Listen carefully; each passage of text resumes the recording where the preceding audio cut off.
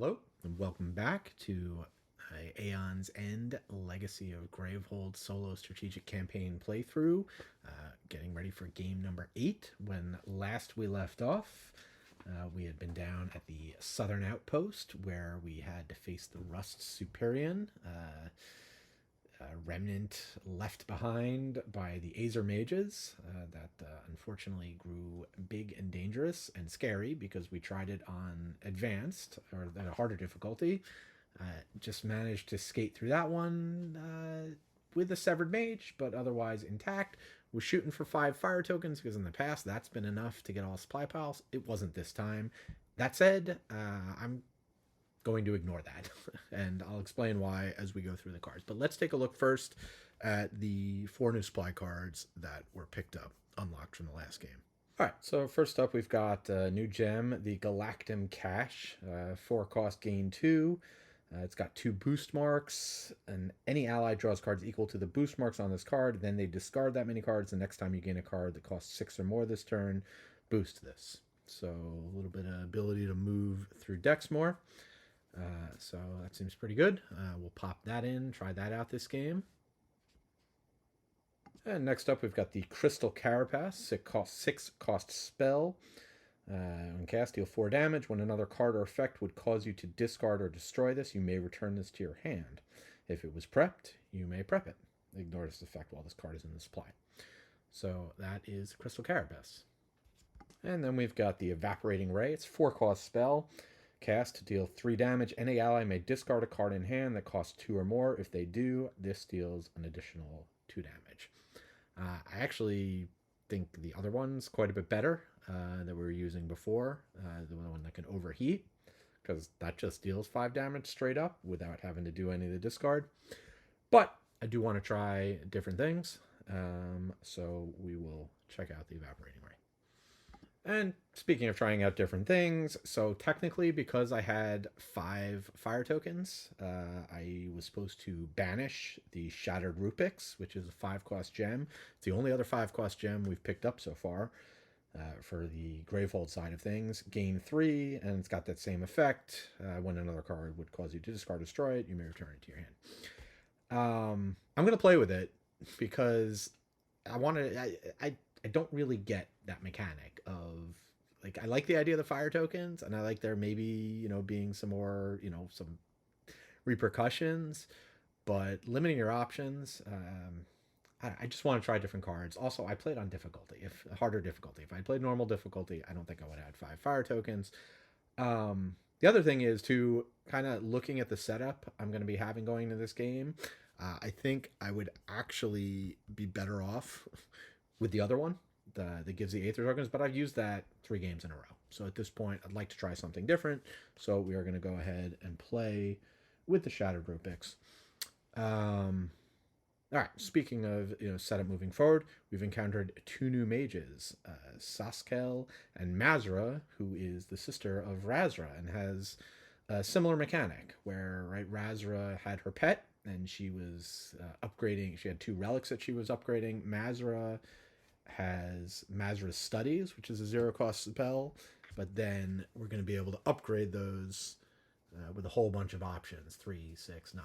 That same exact mechanic, same exact ability, where you can either use it to upgrade or you can get them back from your discard pile.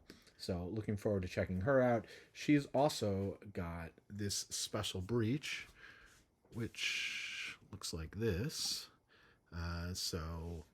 It's a research breach. Whenever a spell is cast by the person who cast it. So if that's Mazra, usually on her turn, she's going to gain a charge, but it obviously also possible with certain effects to cast a spell off somebody else's breach. And if you do that, then that person would gain the charge. And speaking of casting off of somebody else's breach, the third mage I've decided to play with is Inko, and I've decided Inko was the recipient of Thalix's vestige, right? So he was severed, got to put a sticker on, so this adds to Inko's ability. Whenever Inko uses ability, then you may cast any player's prep spark. It deals an additional 2 damage. So those are the new mages. For XP, I got 12 XP, just the normal 4 for every player. I decided I went ahead and spent 7 on a Gravehold upgrade at the start of the game. Each player gains an Aether token, so I've got those out. As I was talking about, everybody's gonna be able to produce 5 on the first turn, so they could potentially get either, the Bolt or one of these. If I were playing with the other gem, they'd all have the ability to produce Aether tokens, which again I think is better in a 3-player game because you're effectively producing 4. But like I said, I want to try different things, so I'm going to play with the Shattered Root picks. That was 7 XP. The other 5 XP I spent to get a crystal upgrade, which I was complaining before. I need more ways of silencing minions, so now I have it. So there we go. I do want some deck thinning, and I want to be able to deal with fire tokens. So, and I've got this bonus for focusing breaches. I've got this crystal that helps focus breaches. So I took out the relic I've been using, the 3 cost, and I put in another 5 cost. I brought the Chaos Charm back. So we'll see if maybe we can't get that going this game. And now I think about it, I might, because I'm kind of ramping up the flow here and the production, I might take a look at the 8 cost spell that I haven't used yet and throw that in for the Rainbow Surge. Again, just to try different things. So story-wise, we met up with these new mages who on our way to Northern Outpost, I guess, but we heard screaming and things coming, and something coming from the village of Faen. Something has come back and attacked, and let's crack that open and find out what it is and get set up for the next game. All right, so we are set up, and we are going to be fighting the Paradox of Myth. So remember, we fought the Paradox of Myth and Bone. We took out Bone. We put a sticker on the map showing that Myth was still alive. And so that is the boss that now the other side, New Gravehold, gets to face. So there we go. That is the Paradox of Myth, which starts with 50 health, has a deck of villagers, which I guess are the other mages that it's from the village that it's puppeting and taking control of. So we're going to have to deal with them. And then it's got a variable Unleash effect. So Unleash, if Gravehold has 6 or more life, Paradox of Myth gains 2 life and Gravehold suffers 2 damage. Otherwise, flips his token and resolve its effect. So if it has less than 12 life, Gravehold gains 3 life, draw a card from the villager deck, and place it into play. Otherwise, flip this token. So things will shift up a bit as Gravehold gets low. As with before, we can pay 3 to get rid of a power token, and no max life. So that is the nameless we're facing. In terms of mages, again, I'm going to have Soskull go in the first position.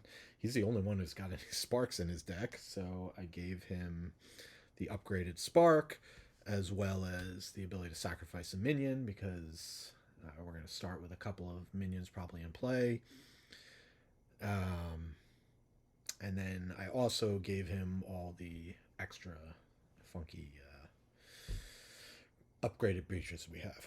So he's also in his deck has the card that's going to give him extra to open breaches.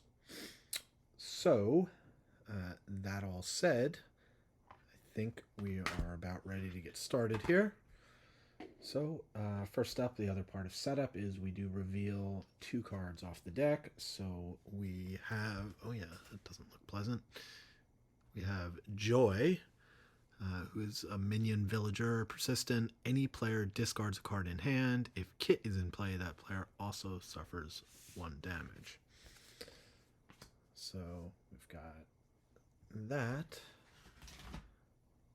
And then we have also got, that is just creepy looking.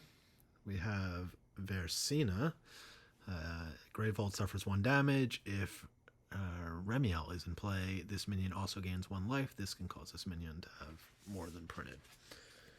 Alright, so yep, right off the bat, we have some minions we have to deal with.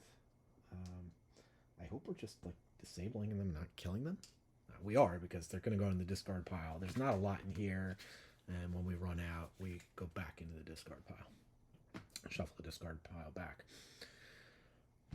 Okay, so now we're ready to see who goes first, and that is going to be fourth card in the deck. I didn't even shuffle yet, so let's do that. And I'll actually roll again after shuffling. So 1, 2, 3. All right, so we are going to lead things off with Inko. So I think in this case, I'm going to use my free breach to work on this one. Let's just try and get that open for the extra damage a little bit faster. I can prep my rose here, which is basically a spark. And I've got 5 to spend, and I do really want to get going on these earlier this game, the charges. I'm not going to buy charges on my very first turn, but I am going to go ahead and get the best gem I can, which is the Shattered Rupix. So I'm not really going to think too much about the order of these cards. They're all going to be together anyway, but yeah, simple, straightforward. That's going to do it for Inko's first turn, which is then going to bring us to Wild. All right, well, that's good because we're going to get a chance to silence one of these before they go. So in his case, we have this breach which deals extra damage, so we want to work on getting that open, which I think will be next round. I'll prep this spark, and then again I've got 5 spent, and this is not an or. It's, you know, just to show you again, it's gain 1 and silence a minion. So we'll be doing that. Player discards 1 card. Yeah, I think at this point, I don't want to be discarding cards. I want to have max capability, so I'd rather take the 1 damage to Gravehold if I have a choice. Yeah, and let me just show you. So this is Bastion's, one of his specials, or Bastion Flens is one of Sasko's specials. Gain 1 if there are 3 or more player turn order cards in the turn order discard pile, gain 1 charge. And yeah, just going over his special ability, he has Tactician's Gambit. Players collectively return up to 2 cards from their discard piles in their hands, reveal the turn order deck, and return it in any order. And then he's also got a spell, which we'll see coming up in his next hand, which has to do with the turn order as well. So kind of looking to manipulate things is his special ability. He's got 5. Yeah, I was going to go for purchasing power, but again, like, these minions are pretty big, so I don't think I can just focus on that. I think I need to be able to build up some damage. So in his case, I am going to go ahead and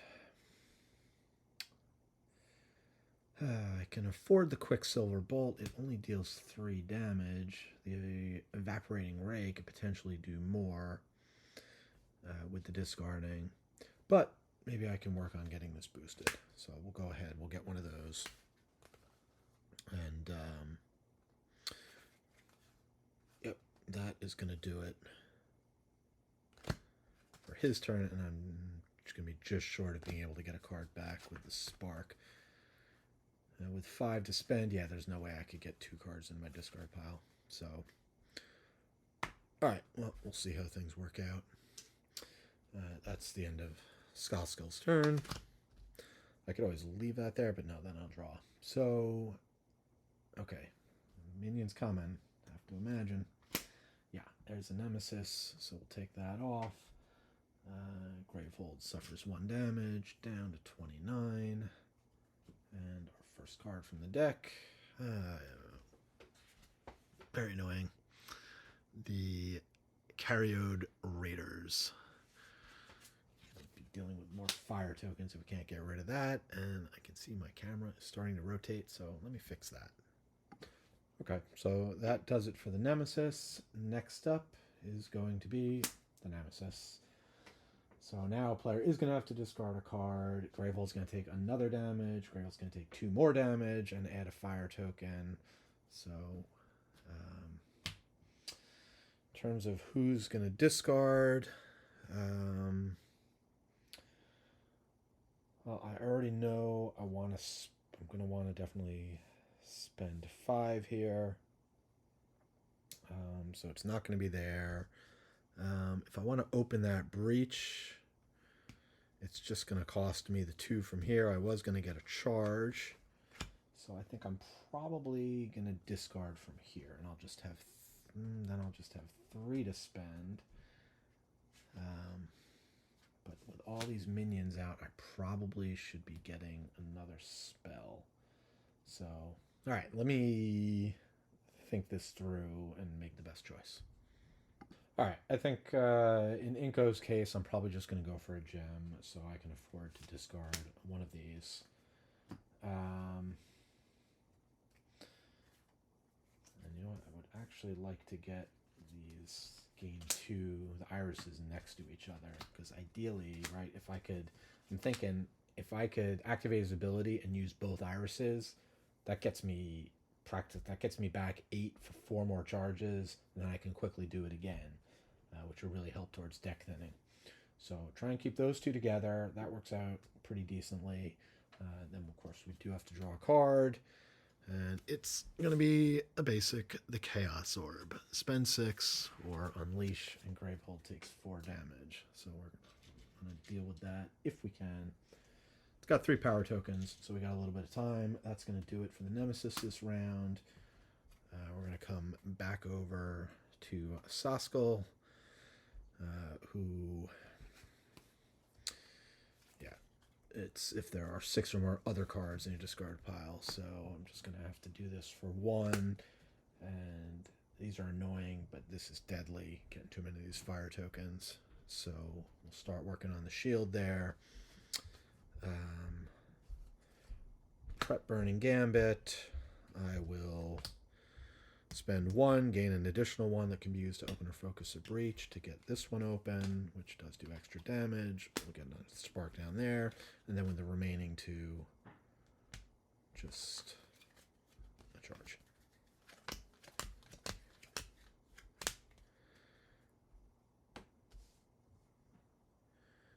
Yeah. I could have done that slightly differently if I potentially wanted to be... could I have, if I wanted to be able to focus, to be able to play the Quicksilver, but it's fine. This will give me an opportunity to boost it a bit by playing it as normal. Okay. Next up, Mazra gets to go. So we'll focus the 3 breach with our freebie.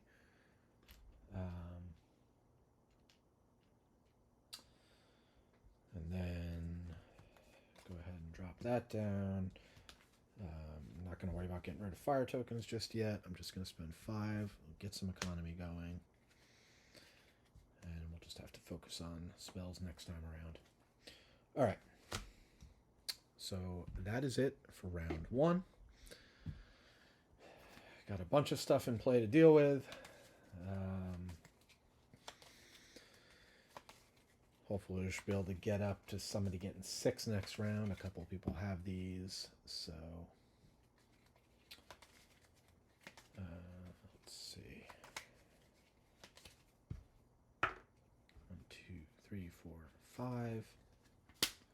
All right, gonna be the wild, which means Mazra is going to kick things off. All right, so the first question, right, is with Mazra's studies. Do I deal damage or do I focus a breach? And that's a tricky question because the sooner I can get this focused, I can get it to start. I can get to start generating charges, which is what I really want to do with Mazra. What I'm looking at is I've got 1, 2, 3, 4, 5 damage on the table, and that's going to be enough to take out the Carrion Raiders. The Mazra will be going again this round, so it's really a question of do I want to take that chance? But either way, I'm going to need Mazra is going to need to do some damage, so I might as well do it now. So we'll go ahead and take out a shield. A little bit too risky to try and do it the other way around. I wouldn't be able to open this breach right away anyway. So now I've got 4 to spend. I think I'm just going to get 2 charges because just looking, Mazra's level 3 spell is a lot more effective. Going to be able to silence minions or more easily focus breaches in addition to doing damage. So I think I want to accelerate that. I don't want to put too many cards in her deck. This will be a good card to get because this is when you fires off when you gain a 6 card, you get to mark it, and Mazra, of course, will be in a position to gain 6s from here, right, when she upgrades and uses her charge ability. But we have several more turns before that's going to happen. So I think that's just the way I'm going to do it for now. Grab those 2 charges, get going. 3, 4, 5. And we have a lot going next turn, but I'm probably going to end up just taking this out. But we'll see. There's a couple different ways we can approach it. So, but that is the first turn. Now we move on to the Nemesis. All right. So any player discards a card. All right. That's gonna be Mazra because I don't need 7. Gravehold suffers 1 damage. At least these don't have their counterparts in play. Gravehold suffers 2 more damage. And another fire token. Lose a power token. And, oh, good. We didn't have any place to put this. Not really good. No, it's an unleash, so we're going to have to... That's just going to be damage. All right, so yeah, we got Disorient. Unleash. So the Unleash effect, Gravehold has 6 or more life. So Paradox is going to go up to 52. And Gravehold is going to take 2 down to 22. Not good.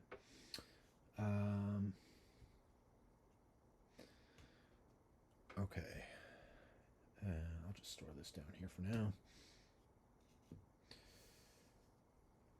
Okay, that's the Unleash effect. Then any player suffers damage, 1 damage, discards a card in hand, and if it's a gem, Gravehold suffers 2 more damage. Yeah, I think it's just gonna... Can't really afford to be discarding a gem and taking that extra damage right now, so it's gonna have to be the Rose over here. So that is going to be 1 damage. And yeah, I'm glad I'm not playing with the increased difficulty here, where these guys would have +1 health and a shield. I haven't even been able to think about them yet. That's it for the Nemesis. So we can go ahead and discard that. And next up is Mazra again. All right, at this point, again, I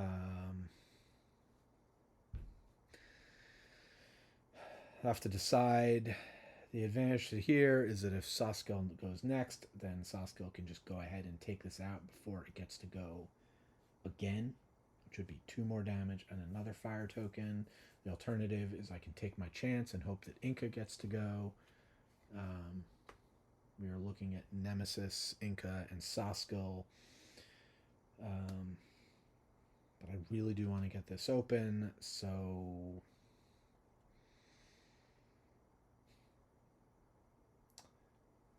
Yeah, I think I'll take the chance. I think it's worth taking a little bit of extra damage on Gravehold, and I'll be able to deal with the fire tokens later just to get this moving, get those charges going. Don't want to make the mistake I've made the first time I used Razra and not getting her ability going. Oh yeah, I forgot about Shattered Rupiks. When another card caused you to discard or destroy this, you may return this to your hand.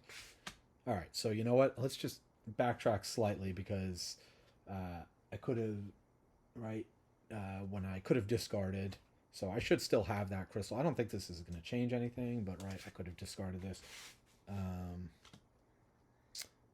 And then I guess I could have done it again and just, yeah, keep the Rose. So the damage would have gone here instead.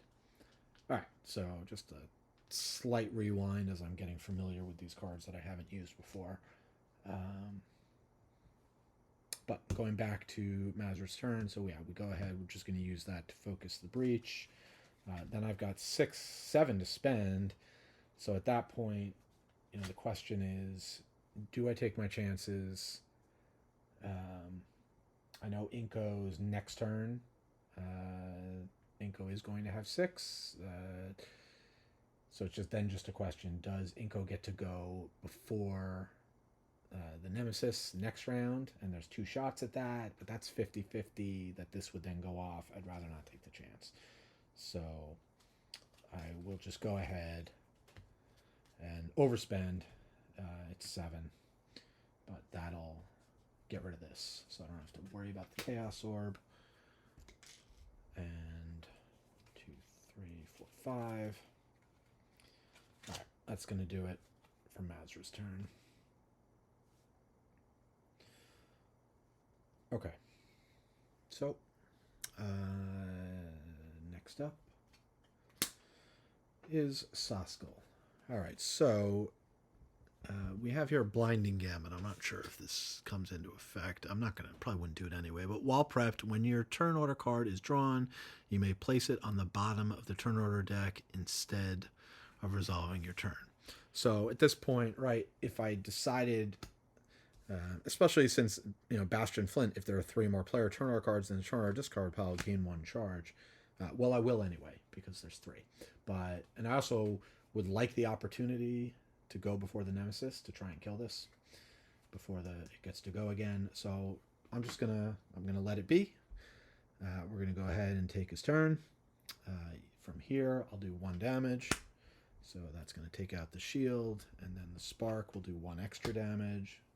So that's 2 damage to them. Then I can go ahead and prep the Quicksilver Bolt. And when you prep this during your main phase, boost this. So I'll go ahead and do that.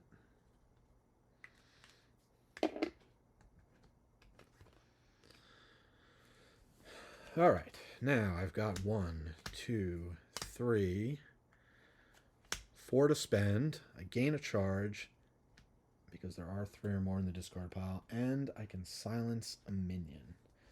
So, all right. So I'm going to take a moment, figure out what do I want to acquire and which minion I want to silence. If I want to just hit the Carrion Raider in case it goes first, or if I want to turn my attention elsewhere. All right, so first off, I think I'm going to take the chance. I'm going to go ahead and silence that and hope that I can kill this first. I gotta hopefully try and stem some of the damage to Gravehold.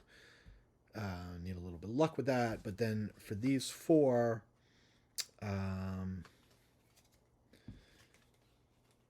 don't want to get a spell at this point because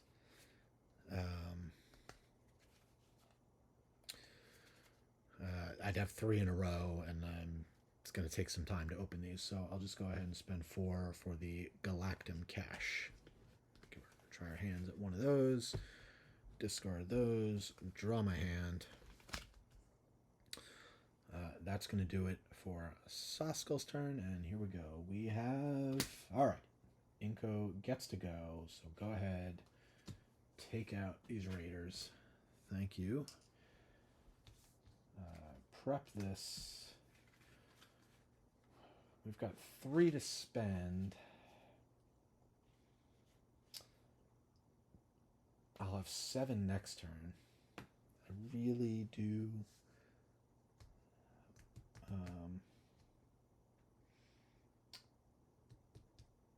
yeah, there's a lot that needs to be done. And we do need to eventually get the damage up. We just need to start getting better cards. But especially with him, I need to start getting charges. So we'll keep going for economy for now. Hopefully that'll be the best choice. 1, 2, 3, 4, 5. Okay. Then Nemesis is going to go. So now we're in a position, right? So any player discards a card in hand. So then I can make sure I'm doing this right. Shattered Ruplex. When another card or effect would cause you to discard or destroy this. So this makes me discard this. You may return this to your hand. So ignore this while in supply. Yeah. So that's pretty good.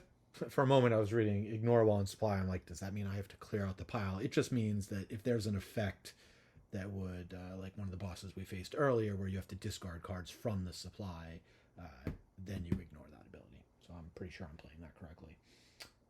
And then we just unsilence this guy, And draw an upgraded basic, which is going to be Incense. Unleash twice. Any player suffers 1 damage. Or Gravehold suffers 5 damage, and we get 2 fire tokens. Well, unleashing twice is 4 damage to Gravehold, so that's probably the better option for us. So unleash. Gravehold does have 6 or more life, so Gravehold, well, the paradox is going to gain 4 life. No problem. We'll be able to get there, but I am going to have to knock Gravehold down to 18. Any player suffers 1 damage. Let's keep it even for now. We'll throw 1 on Inko. And do not have to add fire tokens. Alright, so that was the end of the round. Alright, yeah, I mean, these young mages are annoying, but they're not devastating, their effects, for sure. Again, until they pair up, then it feels like it's going to be a problem. So, fortunately, well, yeah, we need to start buying more spells. I've only bought 1 so far through 2 rounds of play. That's probably not optimal. 2, 3, 4, 5. And Nemesis is going to lead things off. So, well, fortunately, this thing is neutralized as long as I have these in play. Gravehold suffers 1 damage, down to 17. Alright. We have Compelled Force. So here's our first Paradox of Myth card. When a power token is removed from this during the Nemesis turn, resolve the persistent effect of the oldest villager in play. Oh, okay, well, immediately place a villager into play. And power 2, when it kicks off, it's going to unleash. So fortunately, as long as this guy's in play, that ability, and as long as I have one of these lying around, which may not always be the case, but it's discard a card is still not an awful ability. We do have to unleash, which again is going to, at least Gravehold is going to be able to heal when it gets down. This is going to be weird, but boy, is this thing gaining a lot of life. Of course, when this does get down, yeah, it's going to be bringing villagers into play, so it's a reprieve from Gravehold damage, but not a positive. That was Nemesis turn. Alright, Inko. Might as well get to work. Let's start dealing some damage to this. Alright. I'm not too worried about buying that thing down. It's going to happen when it's going to happen. I've got 3, 4, 5, 6, 7. I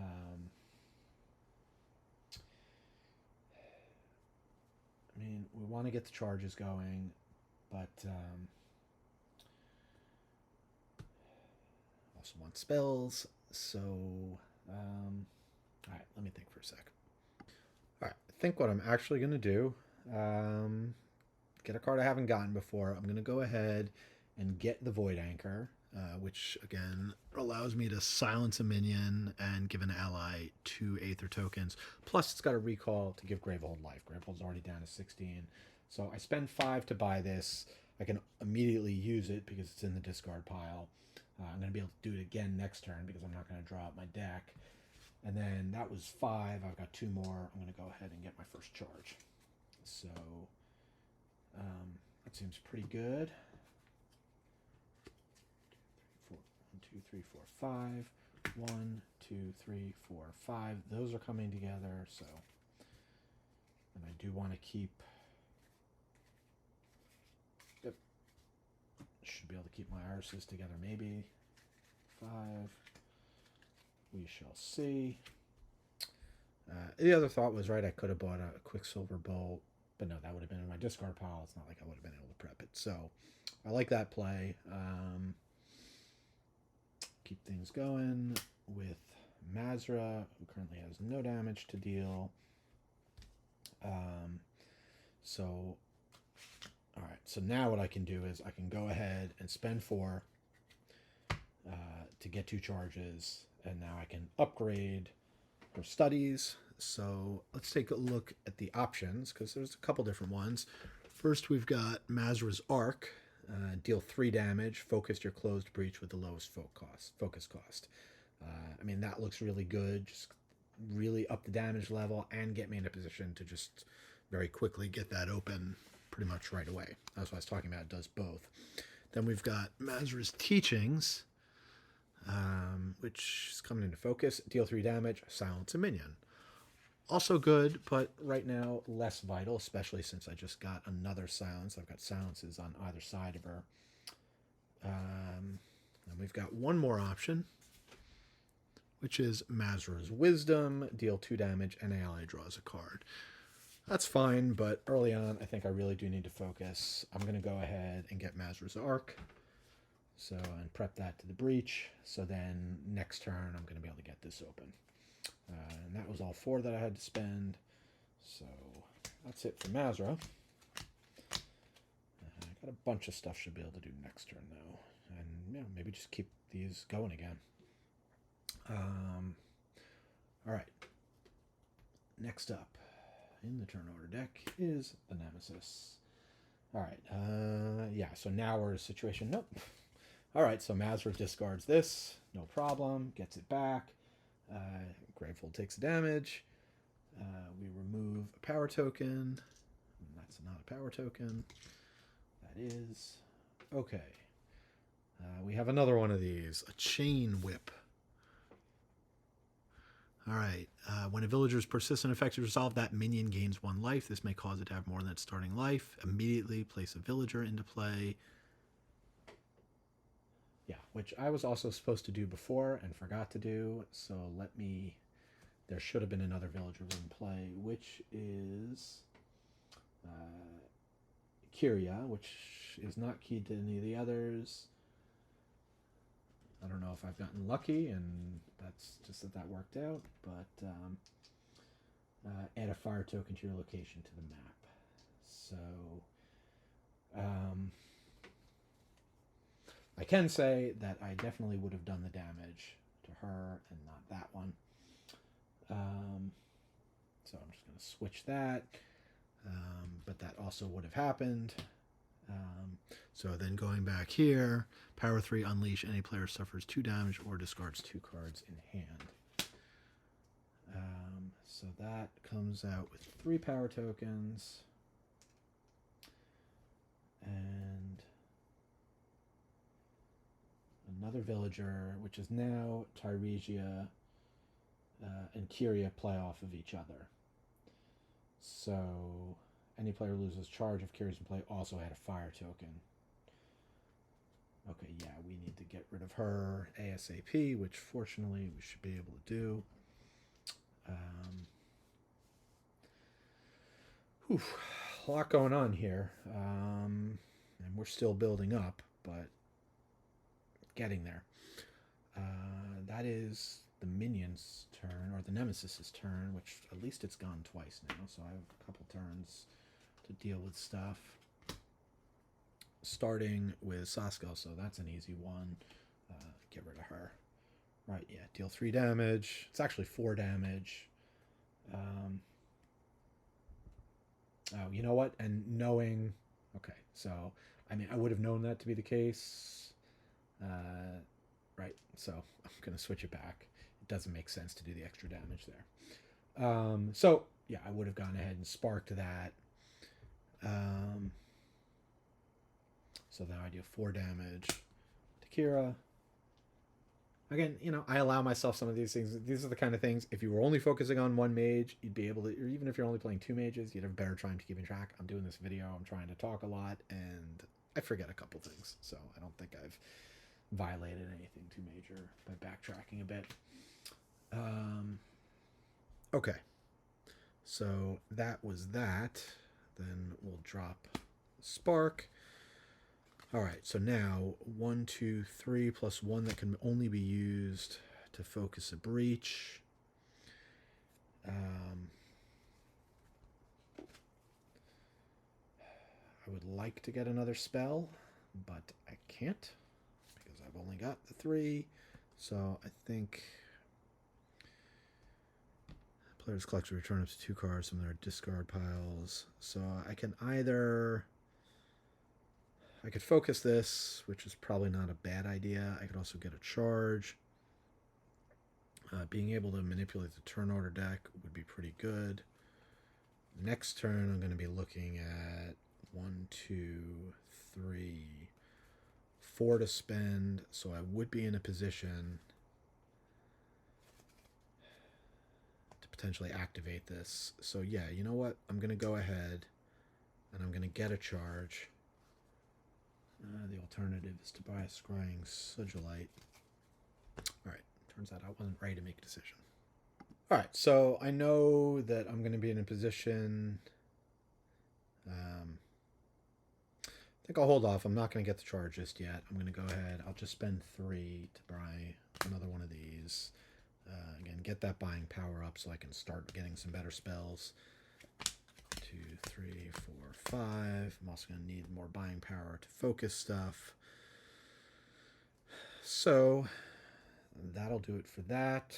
And last but not least is the wild. So Inko's going to go. Don't have any spells to cast. Just prep that. Top card of my deck. It's not a spell, but... so I got 5 to spend. Yeah, I'm going to go ahead and get another one of these, I think. Or one of these. Yeah, you know what? Let's do another Void Anchor for 5. Gravehold gains 1. Oh. Nope. I was thinking that Mazur bought the last. Alright, so no. I'm not going to buy 2 Void Anchors. Alright, so for Inko, I'd really like to be able to do the charge thing and get that going, but the timing's just not right. I'm not going to have anything in my discard pile next turn. It feels like a waste burning stuff out of my hand, and it's not even going to be the stuff I necessarily want to do. So I'm just going to spend 5. I mean, I'm going to gain 1 here for the Void Anchor. And I'm just going to... Can't have too many of these for this deck. Being able to produce a lot of Aether is going to allow me to do more stuff in the future, and get my deck thinned down. So I think that's the way to go. I'm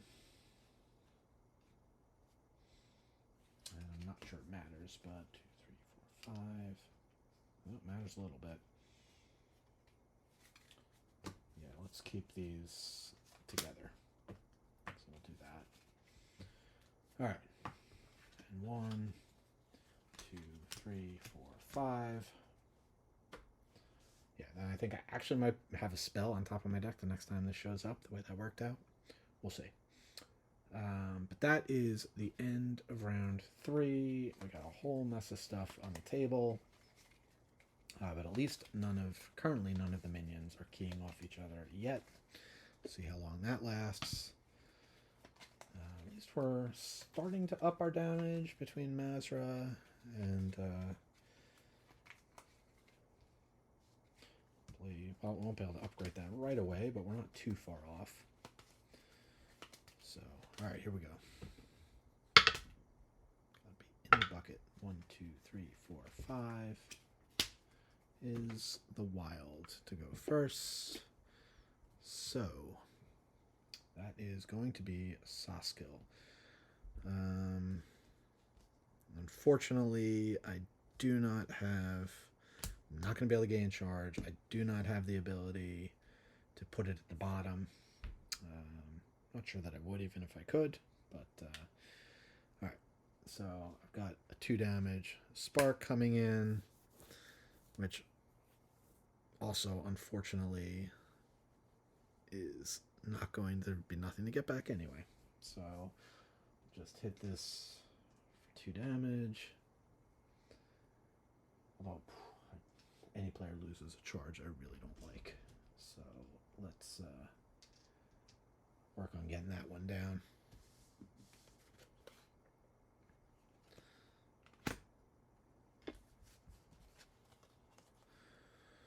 Okay. 1, 2, 3, 4, and I can silence a minion.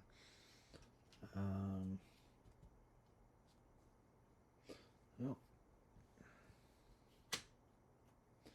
might be a waste, but I don't want that to go off. Charges are way too valuable.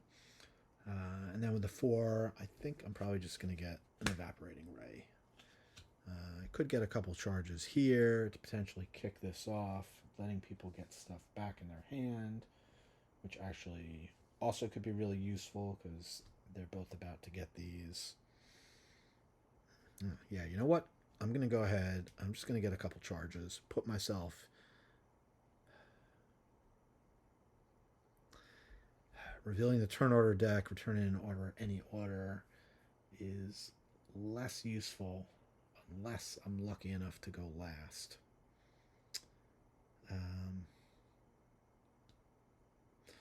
All right, I'm just going to get the spell for now.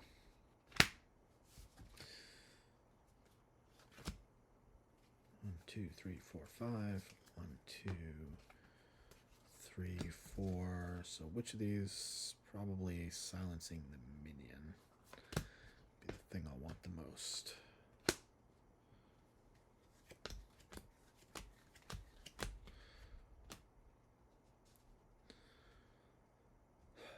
Okay. That was the wild turn, and Saskell goes again. So, yeah, probably better that I didn't go ahead and do all the charges now. All right, I've got 3 damage sitting on the table, which means I can take this out. That's fine. Although it is silenced, Mazur's going to get to go again. So, yeah, you know what? While prepped, when your turn order card is drawn, you may place it on the bottom of the turn order deck instead of resolving your turn. So I could go last, which would then allow me to potentially set the turn order for next turn, which is worth considering. So I'm going to take a moment and think that through. I do now see the correlation. The idea is use the blinding gamut to set up Saskell because you want to go last so that when you activate his ability, I'm not going to be able to do that this round because I'm only producing 5. This is not a spell because all the spells I have are either in my discard pile or here. So I'm just going to go ahead and take my turn. I'm going to...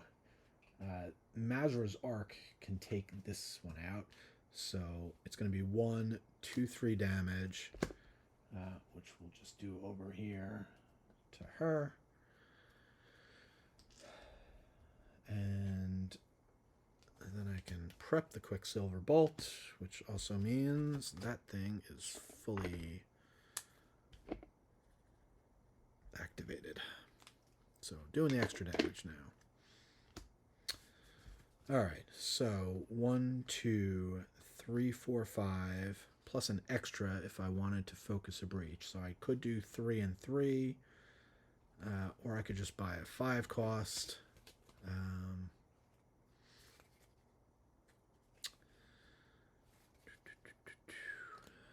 I mean, plenty of good options.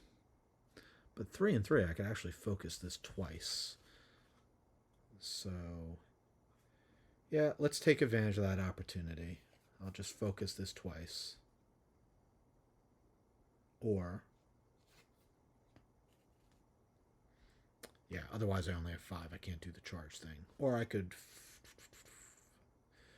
yeah, let's focus this twice. If I can get all these open, get that open breach going, that will be very effective. 1, 2, 3, 4, 5. 1, 2, 3, 4.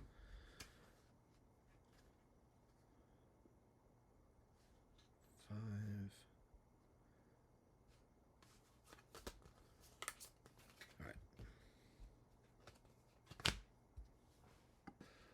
All right, so next up, I don't like the potential of back-to-back minion turns here, but not much to be done for it. The order is the order. At least we get to take this out. So that goes over there.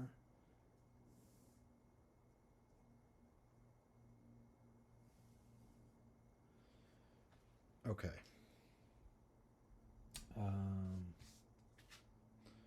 go ahead and prep that. We do have the ability to silence a minion, so don't know how much it matters, but might as well silence this.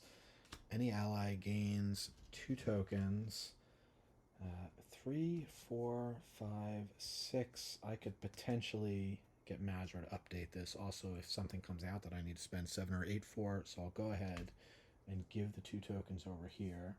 So that's that.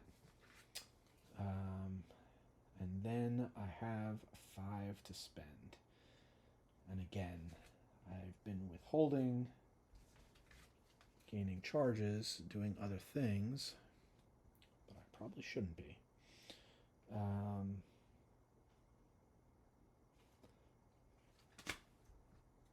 2, 3, 4, 5. So, problem is once I draw this hand, none of these cards are going to be in the discard pile. Yeah, somehow I have gotten this all askew in terms of being able to get rid of the things I want to get rid of. Now I'd be looking at return a card from the discard pile to their hand, so I get the Void Anchor back. That's not bad. I'd actually be able to get 2 cards back, so I could get that back. Harvest this, gaining 2 life is no good. Potentially I could focus a breach a couple times. Alright, let me think. Alright, I can't be completely suboptimal, so I think what I'm going to do is I am going to spend 3 to focus this breach, 2 to get that going, and that's going to be that.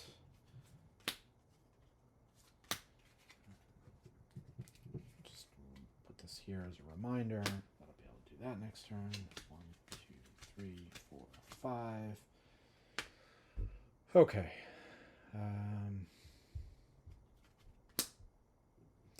Wow. Okay. It is going to be a double nemesis. But at least we can take some stuff out. So Mazra's Arc, deal 3 damage, focus. I did not read that with your lowest focus cost, so it's going to be this one. That's not as good as I had hoped. But we'll get it there eventually. That at least allowed me is going to take this one out.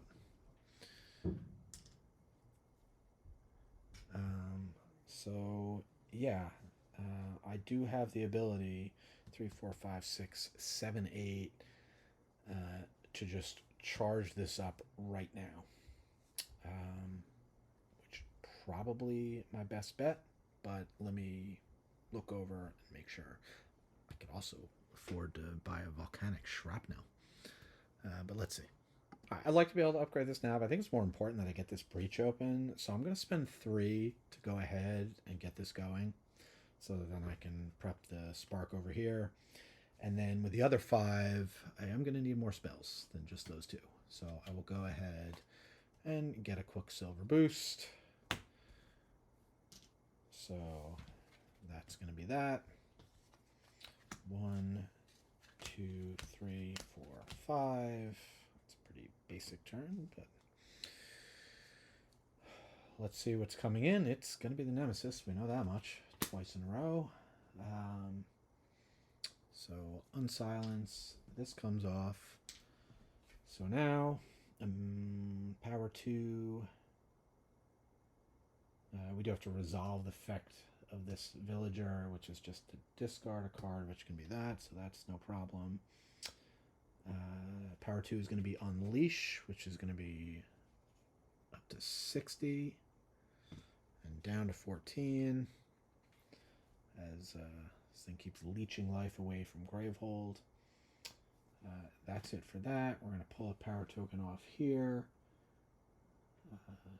The minion, when a villager's persistent effect is resolved, that minion gains 1 life. Alright, so that other power does resolve the effect, right? Yeah, so this would gain a life. But not when the silence token triggers. Unleash, any player suffered, that's when it goes off. Okay.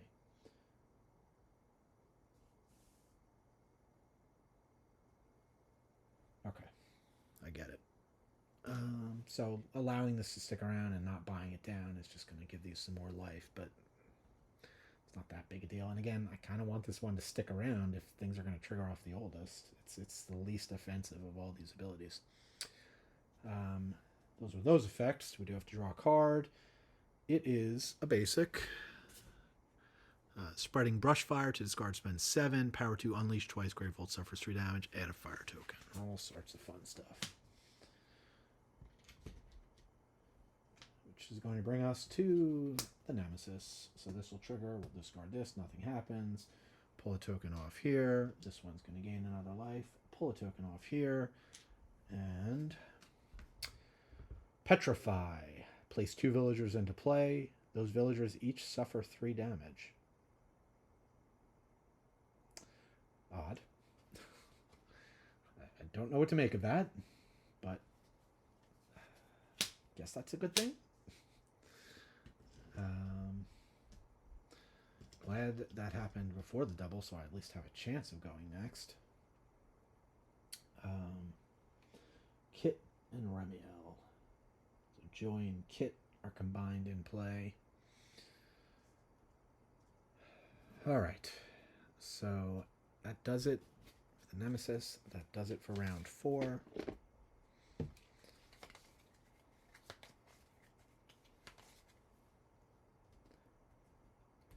And where are things at? I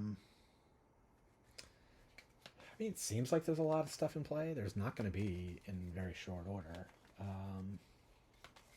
Definitely still very much in the building up phase.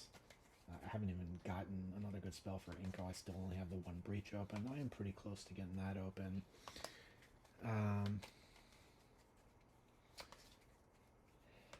Yeah, I mean, Gravehold is a low life, but I guess that's by design because of this, and it is going to be able to pop back up a bit. I guess we just have to watch out for other effects that deal Gravehold damage. It's interesting. Don't really know what to make of that mechanic. But I do know that it is Inko's turn, and fortunately, we can just eliminate Remiel right away. I'm just going to read this one more time. Place 2 villagers into play. I did that. Those villagers each suffer 3 damage. Alright, I guess just because it's a level 1, it doesn't want to hit you too hard, maybe.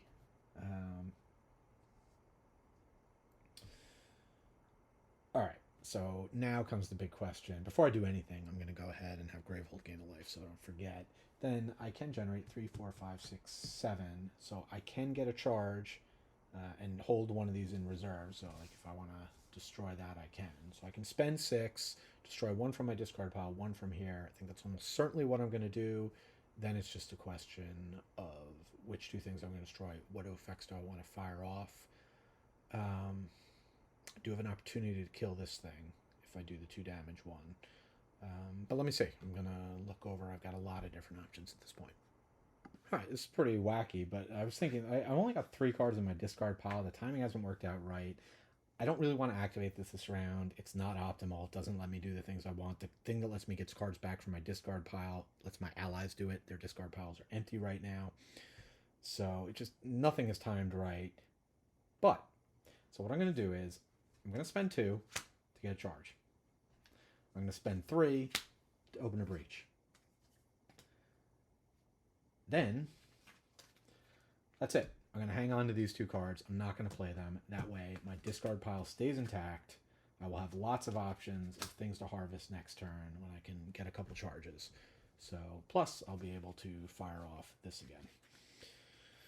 So, I think that is going to work for the best.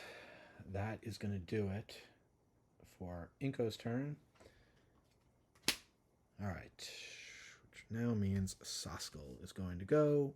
All right, with the Quicksilver Bolt is capable of dealing 5 damage. Be way too much overkill to kill this now, especially, well, it might stick around for a while, but that's okay. 5 damage over to here. Can't just throw away 3 damage. All right, we'll get the Evaporating Ray. We'll get a Spark. And I can silence a minion. So I've got 3 to spend, which is definitely going to be to focus that. And then for the silence effect, discard, or any player suffers 1 damage. If Joy's in play, that player also discards a card. Any player discards a card. If Kid is in play, that player also suffers 1 damage. So they basically do the same. So it doesn't really matter.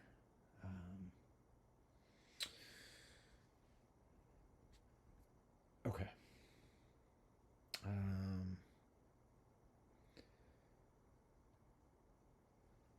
Although if I have to kill one of these, I'd rather kill this one. So let's do that.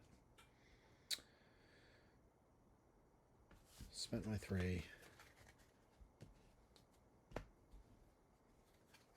2, 3, 4, 5. Okay. Okay, so that does it for Saw skill. Next up, we are going to have Mazra. That is fortunate. Well, not that fortunate, because this only deals 1 damage. But we'll go ahead and deal 1 damage to Kit. I gain a charge. And then I do have 5 to spend. So I think here I'm going to go ahead and get a Chaos Charm. 2 different players may destroy a card in hand. Yep, I think getting some deck thinning going finally would be good.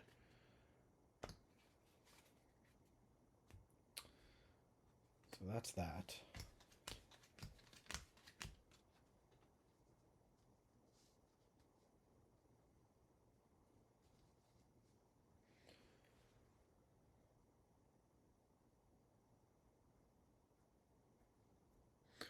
Okay. Now it is the Nemesis. Alright, so that silence is removed. Unleash. Any player suffers 2 damage or discards 2 cards in hand. So let's start with the Unleash. This goes up to 62, down to 13. Alright, in terms of discarding, I could certainly discard 2 cards here. Because one of them can be this, and which I would get back, which would leave me with 4 instead of 5. That's fine. So Mazra will discard 2 cards, getting this back. Also have to remember that Mazra can prep this. In fact, yeah, once somebody else's turn comes up. So I think I'll probably will want to do that. All right, next up, the Spreading Brushfire. Oh, right. I never did spend 7 to get rid of this. Did I have the opportunity? I don't remember. But I didn't, so Unleash twice. Gravehold suffers 3 damage. Get a fire token. So Unleash twice. 64, 66. Down to 9. Then Gravehold suffers 3 damage. Down to 6. Get a fire token. Ugh. Alright, probably would have been better to get rid of that. And then let's draw a card. It is the Chitin Killer. The player with the most prep spells suffers 3 damage and potentially can sever them. Okay. Alright, it is the wild, so Mazra does not get to prep the Quicksilver during somebody else's turn, which is too bad. Alright, so I've got 4 to spend. I've got the Arc. I've got the Quicksilver. At least do get to mark this off a little bit. Would have preferred to have that thing in play. But it was not meant to be. I think with the 4, I'm going to go ahead and get one of these caches because I'm thinking towards upgrading this guy. If I can get them together, we'll see. Might be easier said than done. But, in fact, might make more sense. Let's see, 1, 2, 3, 4, 5. 1, 2, 3, 4, 5. Yeah, it would. 1, 2, 3, 4, 5. Well, that is a hand with 6 in it. So you know what? That works. 1, 2, 3, 4, 5.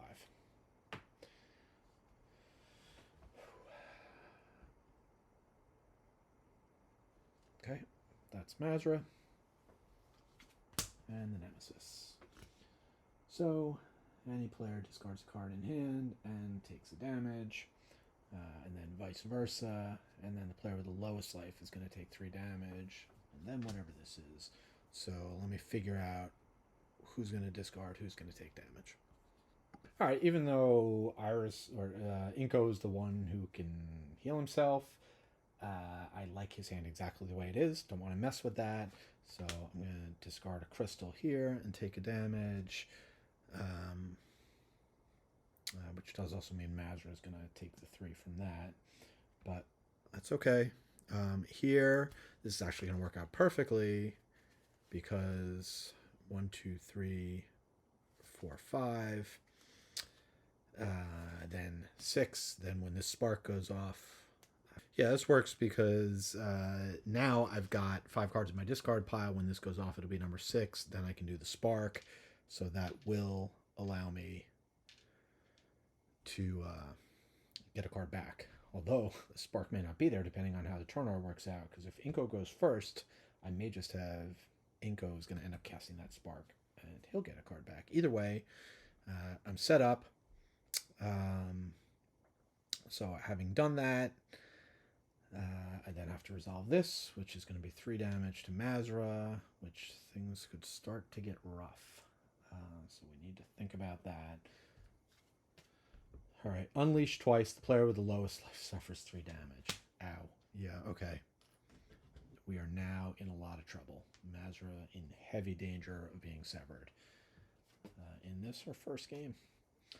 I really don't have any control over it. It's just going to be at the mercy of the draw of the deck, whether or not I have an opportunity to do anything about this.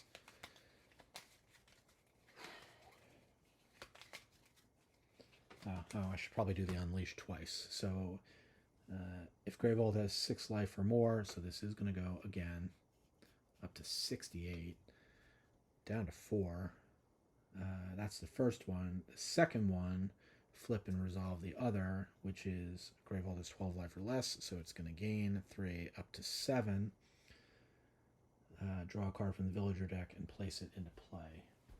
So these we have to shuffle up. A lot of bad things happening.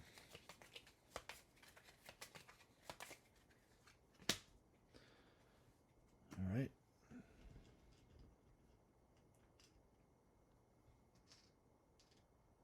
Yeah, I'm not sure where everything went wrong.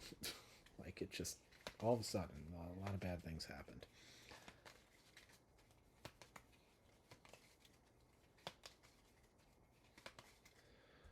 All right. Well, here we go. 1, 2.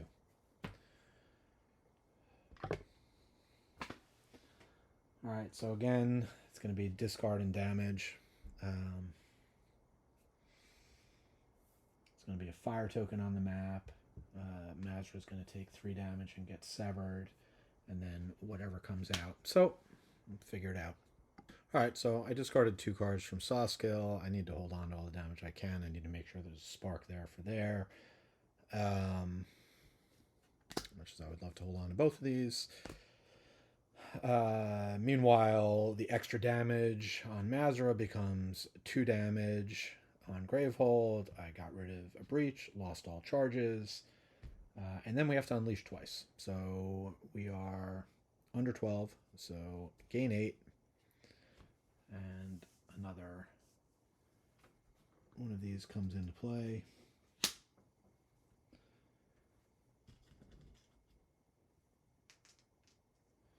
And then we unleash again, which is going to pop this back up to 11.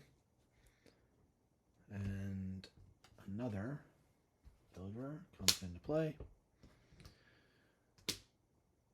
This is all happening on the Chitin Killer's action.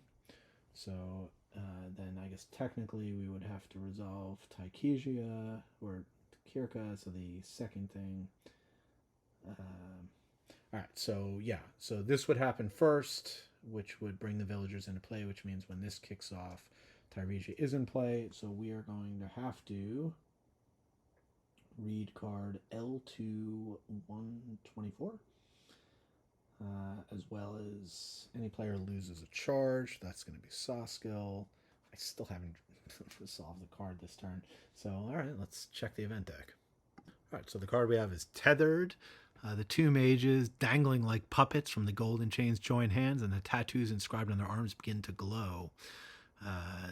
When Kyria is discarded, read section 34. When Tiresias is discarded, read section 43. So that's out there. Don't know who's going to go first. I guess probably the one that adds a fire token, since we're already up to 5 of those. Last but not least, because we haven't done enough, Vengeful Solitude. When a player token is removed from this during the Nemesis turn, any player suffers damage equal to the number of villagers in play. Immediately place a villager into play. This game might be a loss. The boss is up to 68. Things are completely out of control. I have not bought nearly enough spells to deal with all this. Nemesis is going to go again this round. This is as bad as I possibly could have done, I think. This has just been absolutely terrible. Yeah, I made a couple bad mistakes, forgetting to get rid of that 7-coster. Probably should have taken these out when I had the chance. Did I have the chance? I'm not even sure. All I know is things are looking dire. All right. I liked it better when just Gravehold was taking damage and we weren't getting tons of villagers into play. Something bad happens also if a villager has to come out and they're all in play. We'll figure that out if and when it happens. First up, let's see who's next. Could it be the Nemesis? It is not the Nemesis, so there's that. Probably going to have to change up what I was planning on doing, just to take some of these things out. Again, I'm not going to concede, but what I'm definitely going to do is... Yeah, the problem... All right, you may reveal the top card of your deck. I do know, first and foremost, Gravehold gains a life, so now at least this thing will flip over, and we won't have to do the... Oh no, if Gravehold has 12 life or less. So unless I get Gravehold more life, that is going to happen next time it unleashes. So I do know if I flip over my deck, I will get the extra Aether. However, I will then lose the ability to sack all these cards. So I'm probably not going to do that, depending on what I want to destroy. Again, wasn't my original plan, but I feel like the Dahlia, do I have another one of those in here? Yeah, I do have one in here. Okay. So yeah, what I'm going to do, although I could do 2 Dahlias, do 8 damage, that might be the way to go. 1, 2, I could take out 3 of these minions, including one of the matched pair. It's absolutely not what I wanted to do, but I feel like I am on major damage control. So the ability to deal 8 damage right now, I'd probably be crazy not to do that. Which means the rest of this turn is going to be very unimpressive. But I'm going to need 4. 1, 2, 3, 4.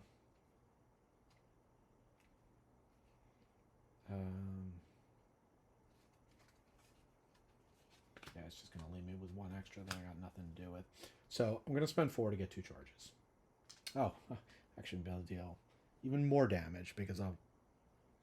All right, so there's actually a few things I can do because after I resolve this and do everything, I am going to be able to get a card back from my discard pile because I'm going to fire off the Spark, which is actually going to deal 4 damage. So I'm looking at dealing 12 damage right now.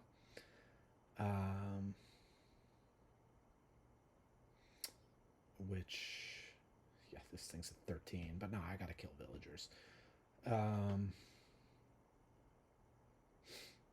And then I'm going to be able to get a card back and do a little bit more. So let's take things in order. 2, 3, 4. So I've got 5. I've spent 4, so I've got 1 left. I'll be able to spend. I'm then going to harvest up to 2 cards in your hand or discard pile. So I'm going to harvest both Dahlias. So those are out. That's going to 2 damage twice. So that's 2, 4, 6, 8. So we'll do that. So let's get rid of these 2 first. So that's 2 and 2. And then let's get rid of Kyria, who's the one who adds fire tokens, and see what the effect of that is. We're going to read section 34 of the narrative book. Okay, it's horrible to watch the mage you were forced to fight collapse to the ground like a puppet with its strings cut. The woman next to her, her tether, slowly opens and closes the hand that had so recently been entwined with her partner's. There is still no mind, no consciousness behind her eyes, but it does not stop the scream of pure rage and pain as she turns and lashes out at you. The player who discarded Kyria suffers 3 damage. So that'll be Inko. Discard Tiresias and return tethered to the event deck. So there's that at least. That's 1 less of those to deal with. Boy, all of a sudden things are getting cleaned up a little bit.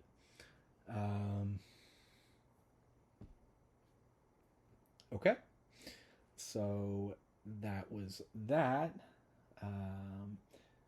Then you may cast any player's prep spark. It deals an additional 2 damage. So there's the spark. It is going to do 1, 2, 3, 4 damage, which is just enough to take out Remiel. So we've gotten ourselves. That's pretty amazing. We've taken out 5 of these things. 5 of the 6 of them, all taken out just like that.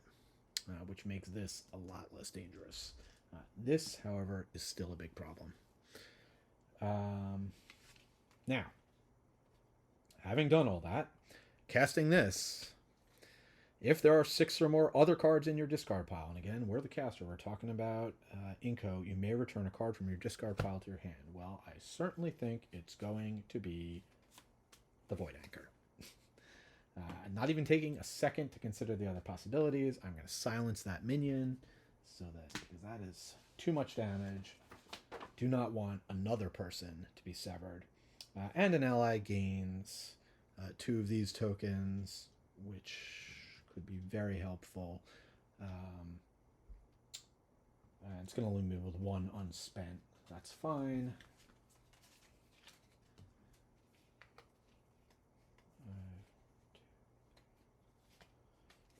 Just not quite going to work out unless I put this here. Then I may be able to get the extra out of it.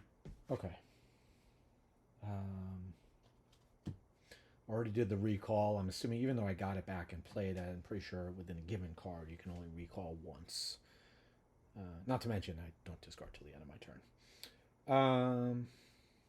All right. So that was a wild turn for Inko. 2, 3, 4, 5. Yeah, then I just got to decide where these 2 are going to go. Yeah, at this point, 2 on Koskill. I mean, he's got almost nothing going on, so I'll just give him to Mazra. All right. Well, it's Nemesis. At least we can withstand it. That comes off. When a power token is removed from this during the Nemesis turn, any player suffers damage equal to the number of villagers in play. There's only 1 villager in play. So, guess we'll do it to Saskell, then we can decide where we want that to hit if it goes again. Gravehold suffers 1 damage, going down to 11. Alright, then we have Soul Rend. Alright, to discard, spend 9, unleash 3 times, add 2 fire tokens to your location on the map, or unleash twice, the player with the lowest life suffers 1 damage. Neither good. Don't think I'm anywhere near being able to spend 9, though you never know how things might look in the next hand. I did spend all these charges. Should probably mark them down.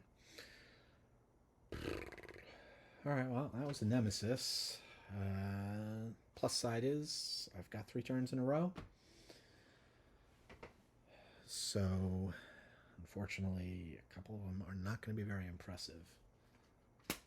Like this one. Now,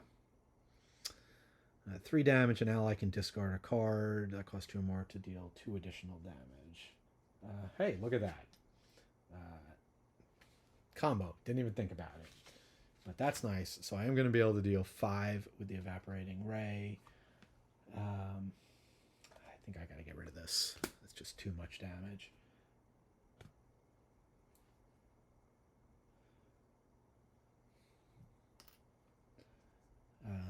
So get started on that.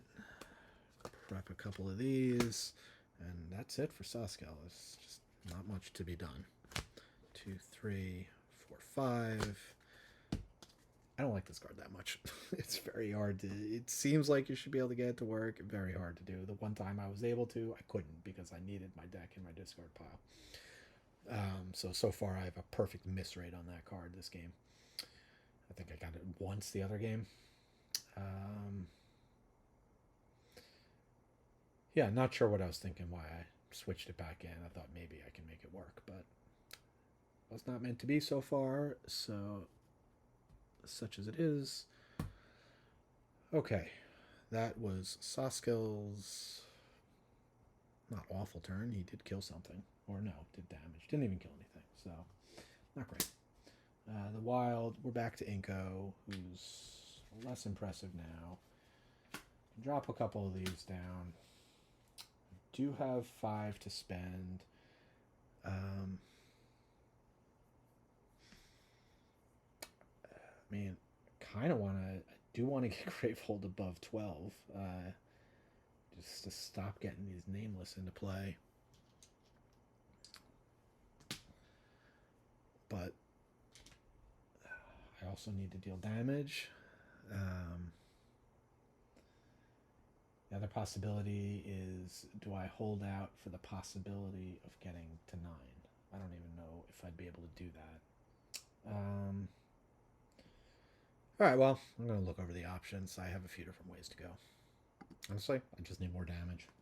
So, buy another Quicksilver Bolt. That's that. 1, 2, 3, 4, 5. I guess we can put this back up here for now.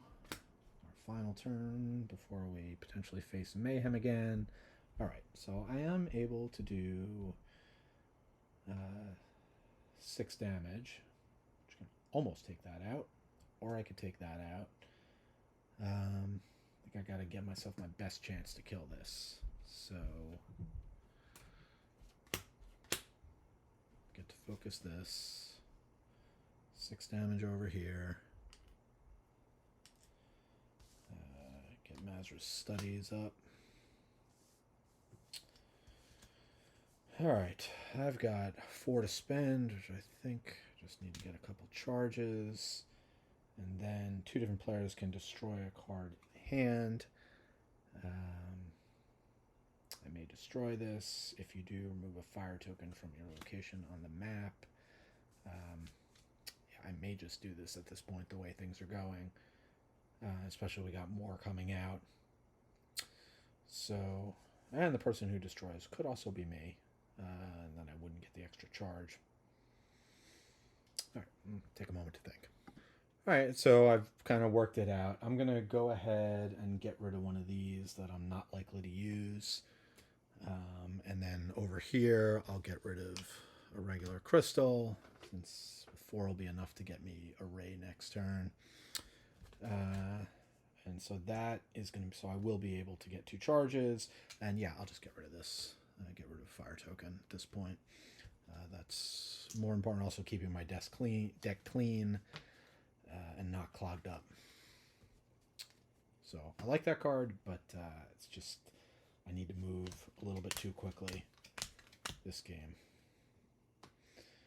1, 2, 3, 4, 5, 6. Hey, all right, I'll be able to activate that. Maybe, unless I'd rather get charges. We'll see. Though I probably should get a 6 cost if I can. All right. That's the end of the round. survived that one despite an absolutely horrific start. Unfortunately, this thing is still lingering out there, getting ready to take another shot. Double Nemesis is going to knock somebody out if it happens. So let's hope it doesn't happen. Okay, Inko gets to go, which means right off the bat, we'll throw out this for 2 damage to this guy. You go away. Don't want to deal with you anymore. Alright, then we'll just cast this for 1. Again, we gotta keep these down. We'll get to the boss eventually once we have things under control.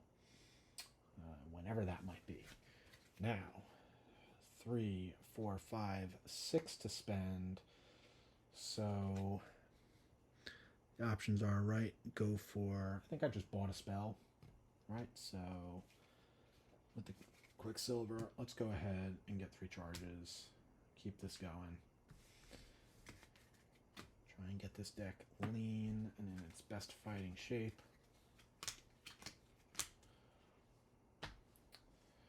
That's it for Inko.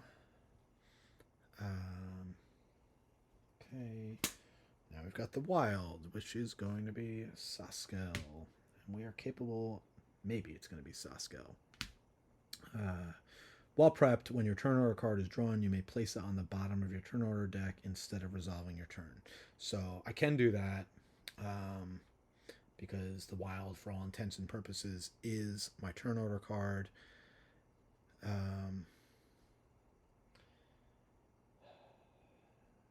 So if I were to go now, it's not really, there could be a better minion to silence. Yeah, I think I'm going to go ahead and do that. I'm going to move the Wild to the bottom of the turn order deck.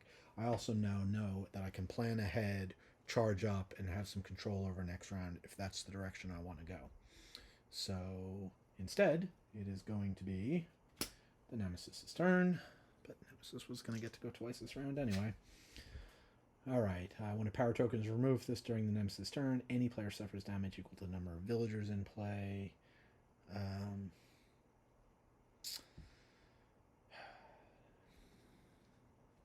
we'll do it to Inko, who does have the ability to heal. Unleash twice. Alright, so the first unleash is going to put a villager into play, right? So we're still 12 or less. Gravehold gains 3 life, up to 14. Draw a card from the villager deck and put it in play. So let's shuffle these up. We'll use our die off camera. It's going to be 5 when I get to it. 1, 2, 3, 4, 5. Return of Remiel. Okay. Then we unleash a second time, which in this case is just going to knock Gravehold down to 12 and up to 70. So that's fired off 10 times. Okay, that was that.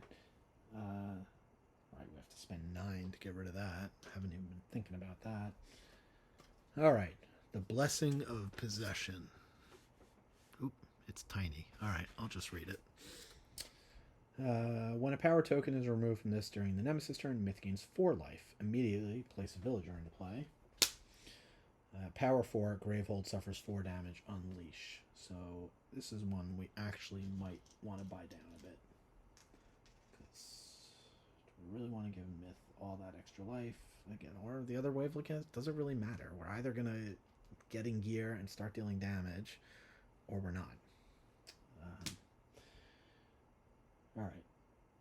Nobody's got... Yeah, we do have a pair here, so... we're going to want to deal with that.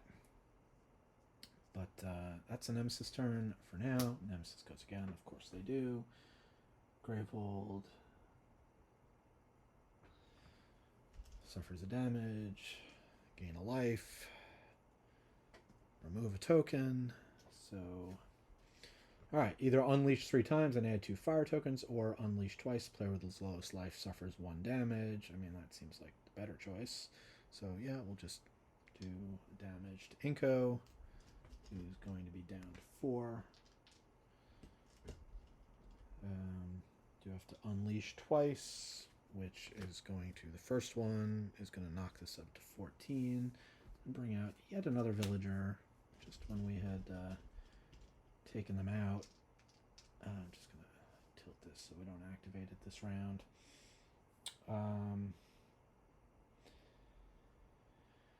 Then the other unleash is going to knock this back down to 12 and this up to 72. So that's the Soul Rend. Then Remiel, 1 damage to Gravehold, then he gains life. So Gravehold down to 11. Remove a power token, which is going to give 4 life here.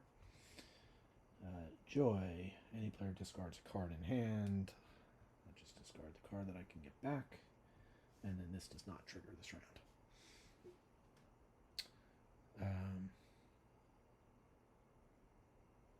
Still haven't drawn a card. So just double check. 1, 2, 3, 4, 5, 6, 7, 8, 9, 10, 11, 12, 13, and 14 here in round 7. The Devil's Pact. We don't have a choice now. The players discard the 3 most expensive prepped spells. Okay. Nothing to be done for it. None of them were big damage dealers, so I guess if that something had to happen, that's probably the least terrible thing. Nemesis has gone twice, 3 turns in a row, starting with Costco. Get a Quicksilver into play. Reveal top card deck. Not going to do us any good. So we got 4 to spend. I think I will just build up to being able to charge up. I wanted to get a spell, but I think I need to exercise some control over the turn order.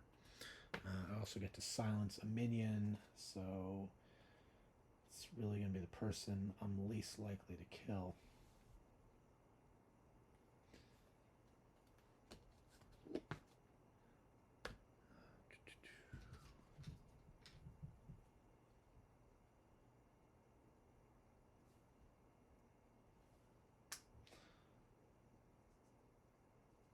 Okay.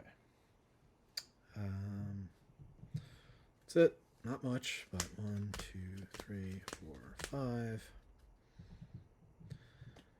Next up is Mazra, who 2, 3, 4, 5, 6. An ally draws a card equal to the boost marks on this card. Then they discard that many cards the next time you gain a card. So unfortunately, I have to boost it first. This seems like way more trouble than it's worth, but I'm going to go ahead and do it so I can get a nice big spell here. The Crystal Carapace, which is still only 4 damage, so not that great. But just to be able to say we did it.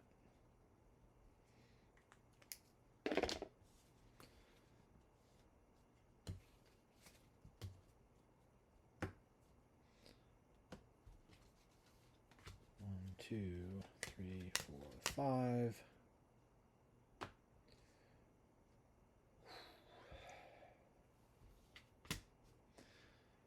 Back to Sasko. Got the Quicksilver, which is able to do 4 damage, which will allow me to... God, this is so terrible.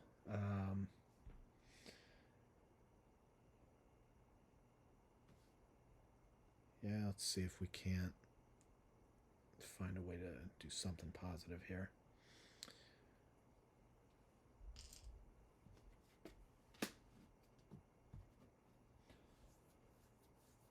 Probably better to get the ones that key off of each other. So, oh, that's a fire token though. We don't want to. Well, Nemesis is not going next. That's for sure. I'm going to be able to choose the order, so actually it really doesn't matter. Sure, 4 damage kills that. So that's gone. Alright, I definitely need to spend 4 to get charges. And this is going to gain me a charge because there are 3 or more turn order cards. Finally set that up. 1, 2, 3, 4. Actually, I only need 2. So those two will let me buy a charge. Then I've got 4, potentially 5 to spend if I open a breach. Players collectively return up to 2 cards from their discard piles to their hands, reveal their turn order deck, and return it in any order. So, there's a lot of planning I get to do. Mazra's the wild, so we want to work around that, try and cast as much as possible. There's a lot to think through, so I'm going to take some time and work it all out. All right, is this optimal? I'm not sure, but I'm going to go ahead and spend all 5 charges. That I know is sure, but even before I do that, first, I'm going to spend 4. They don't have any cards in their discard piles, so I'm going to go ahead and buy an Evaporating Ray. Then I'm going to spend my 5 charges. Players collectively return up to 2 cards from their discard piles to their hands. I'll get both spells back, reveal the turn order deck, and return it in any order. So here's what I'm going to do. Right, the inclination might be, oh, we'll just put the Nemesis at the bottom. Do not do that. Like, you don't want, you're setting up for the possibility of 3 or 4 Nemesis turns in a row. You don't get to be able to react to what comes out. So,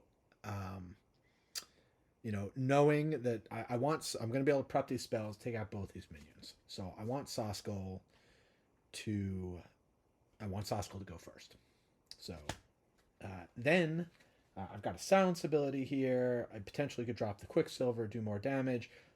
I don't want, at this point, I'd rather see what comes out. So I'm going to let the Nemesis go. Then I'm going to have Inko go next because I want Inko to be able to send some purchasing power over to here so I can fire up charges. Then at that point, just in case something bad has come out, I'll have Mazra go again, who will then be, or I'll have Mazra take their turn, who could use the Quicksilver to potentially be able to take something out or do some damage. Then I'll have the Nemesis go, and then finally we'll finish off with Mazra's last turn. So, see how it all works out. Go ahead and we will prep the Ray there, which deals 5 damage, and the Quicksilver Bolt, which is 3, 4 plus 1 is also 5 damage. Again, we spent these 4 to buy one of those spells in terms of what we want. I did not buy a 6 cost, so we don't get to mark that. Let's do that.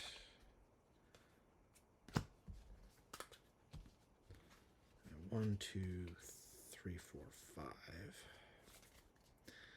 Yep. Once again, pile of spells. Not the best hand. Not great at all, actually, but what are you going to do? Okay. So that's the end of the round. We are now into round 8. Let's get to it. Starting with Saskel. I was hoping to be able to do more than just buy a frickin' charge, but I'll go ahead, cast this. I can discard that to give the +2. That, of course, comes back to my hand. So those both deal 5 damage. That's going to allow me to take out both of these.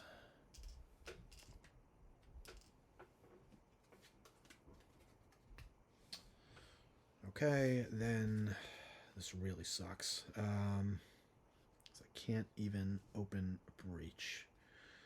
All I can do is spend that. Right, I know that's not a spell. They're all in my hand. No reason to play this one yet, since I won't have all this stuff in hand.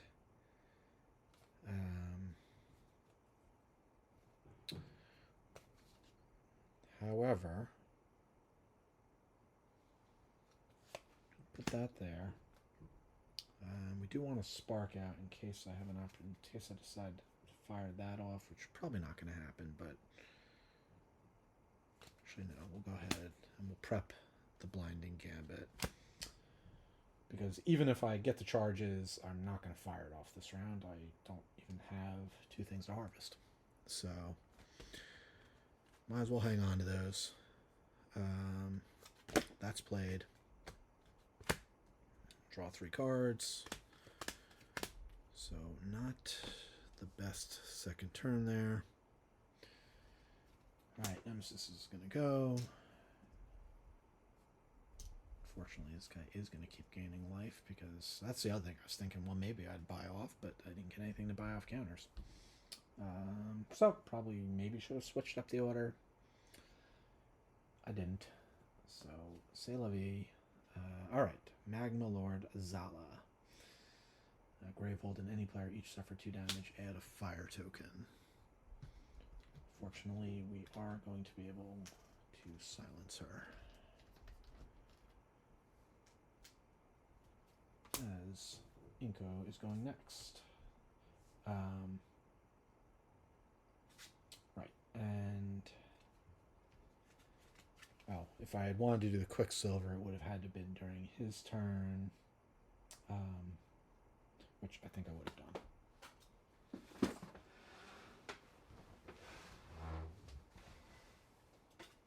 Because again, even I knew this thing was going to be unsilenced and I was going to want to take it out, so there'd be no reason not to do that. I'm not really too concerned about getting the charges up. So, Quicksilver Vault would have been prepped during Soskel's turn, in which case I will now go ahead and cast it. Knocking this guy down so that a spark will be able to take him out potentially. We will use the Void Anchor to silence the Magma Lord.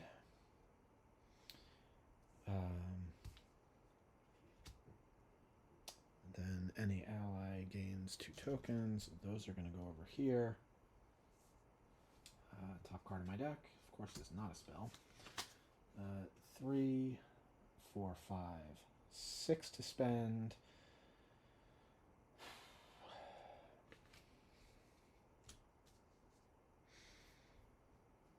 So there's a couple ways I could go.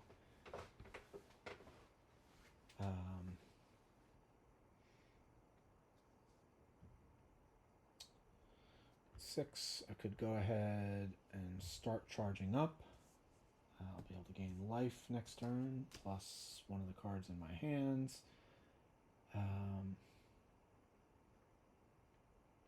So I think maybe what I'll do is I'll charge up for that for 2, and then with 4 more, again, we gotta get spells, and then we'll figure out a way to make room for them all.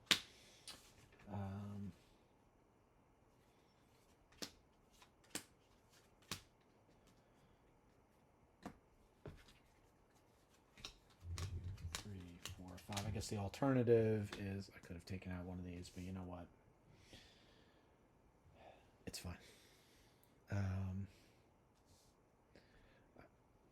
Whatever. However much life it gains is how much life it gains. Next up is going to be Mazra. I did not prep this in advance because I don't need to. You can just throw it down now. Only advantage prepping in advance. The problem is I don't have a good target to throw damage on until I get rid of these shields. And I have an opportunity to fully boost it for the extra damage. So would give me an extra charge, but I'll get that next turn. But what I am going to do is, so I'm going to prep this, which is going to allow me to fully boost it.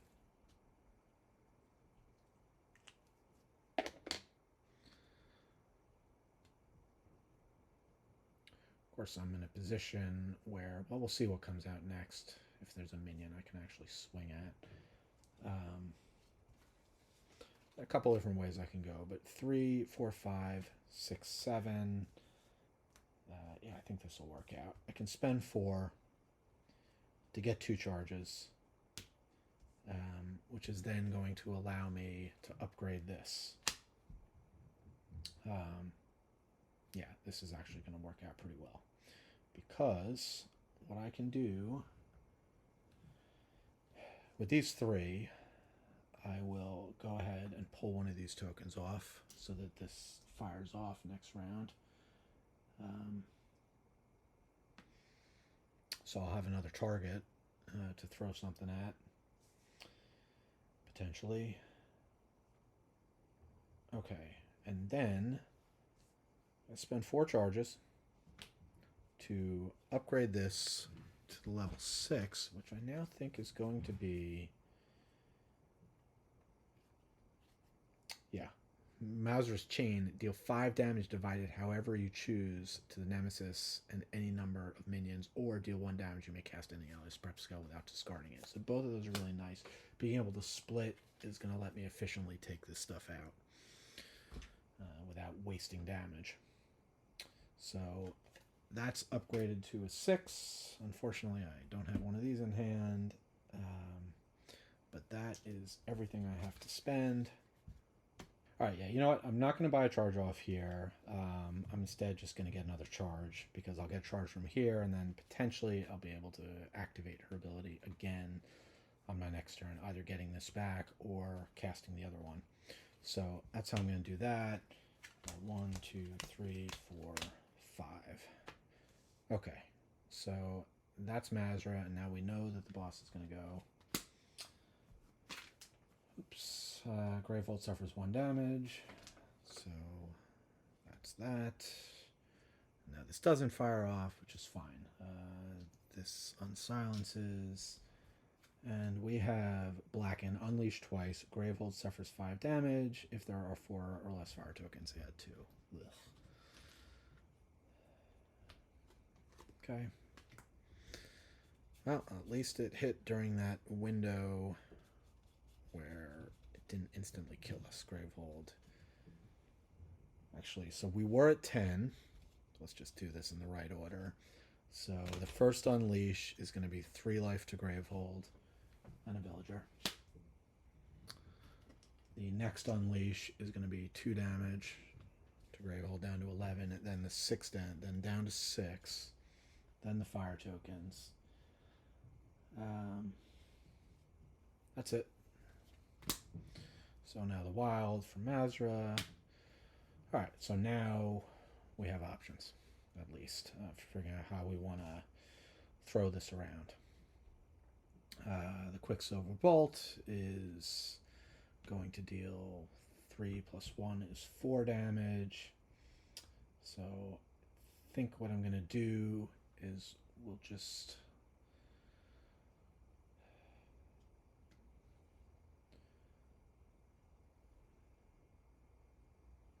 Gravehold, any player suffer 2 damage, add a fire token. I do want to try and get rid of that. I have a total of potentially 5, 6, 7, 8, 9 damage. All right, let me look it over. All right, unfortunately, things just didn't work out great. But what I'll do is... we're fine enough. I'll start with Mazra's Change, just being able to deal with this. 5 damage divided any way you choose. So we'll go ahead and do 1, 2, and then 3 to the boss. Down to 79. All right. And then the Quicksilver Bolt. Sorry. 1 less to the boss. The Quicksilver Bolt only deals 4, so we'll deal 1 to Kit, and then the other 4 from there. So we managed to take out both of those. I gain a charge. I can then spend 4 to gain 2 more charges. I'll spend these 4 to go ahead and upgrade. I'll get Mazra's Teachings, which is deal 3 damage and silence a minion. Then we'll also put out the Crystal Carapace, which deals 4 damage. And, alright. 1, 2, 3, 4, 5.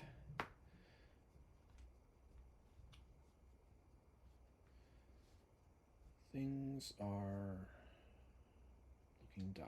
I'll be able to silence a minion on her next turn, but we no longer have full control over the order in which things are happening. We are at the whims of random fate.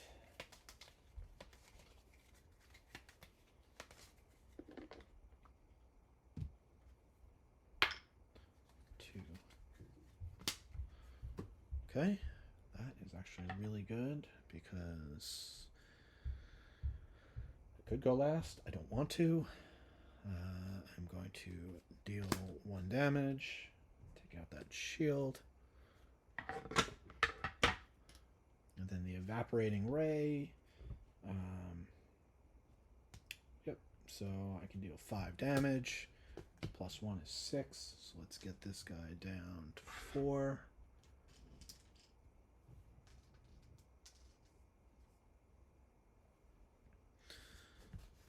Get a couple sparks out.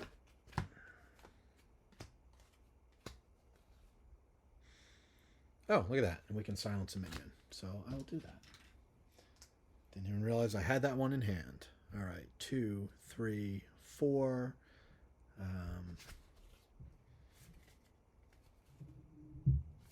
You know what I'm actually going to do is I'm going to go ahead and open this breach. And I'm going to throw the spark there instead.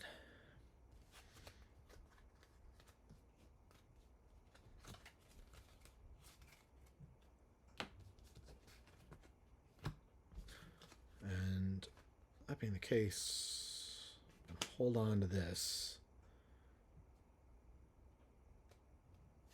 Let me think for a sec. Yeah, I'm actually going to end up casting this spark from Inko's deck when this fires off. So that being the case, it doesn't really matter that I'm not going to have a discard pile, because Inko's going to be able to get something back. So that's the most important.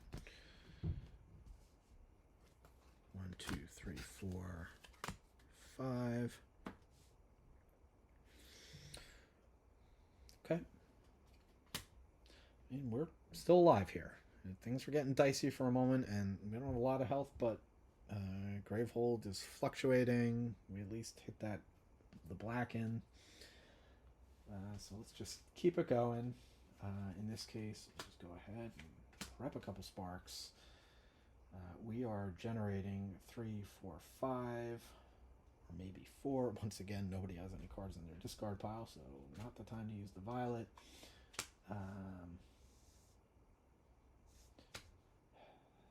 Get a charge.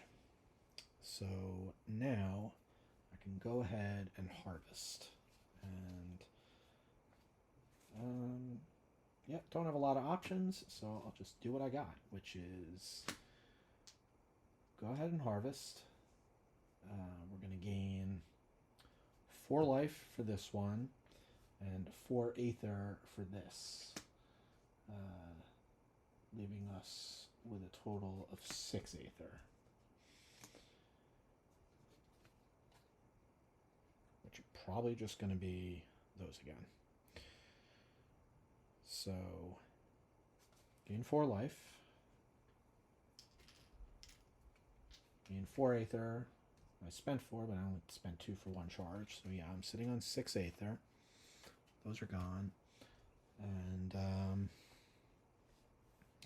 best bet at this point is just get 3 more charges. Then, while in between that, I also get to cast a spark. Oh, right. So I'm actually... Alright, hold on. I'm going to go ahead and cast this spark, which is going to do 1, 2 damage, which is not quite getting there to kill this, but getting close. And then I get to get a card back from my discard pile, but only if I have 6 or more. So that actually did not work the way I was thinking it would.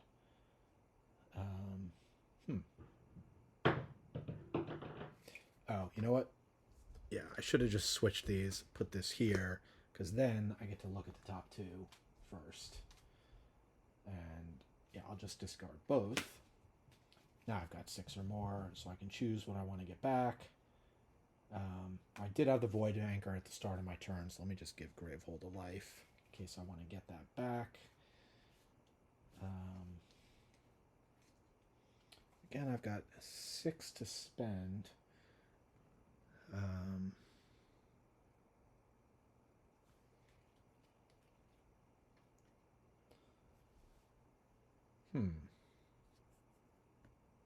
Alright, so yeah, I've got 6 to spend and I can get something back. I'm just going to get this back, give me a total of 8, and I'm just going to fire up 4 more charges.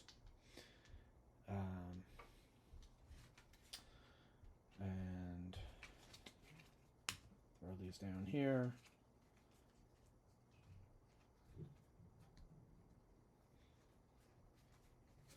Doesn't really matter. 1, 2, 3, 4, 5.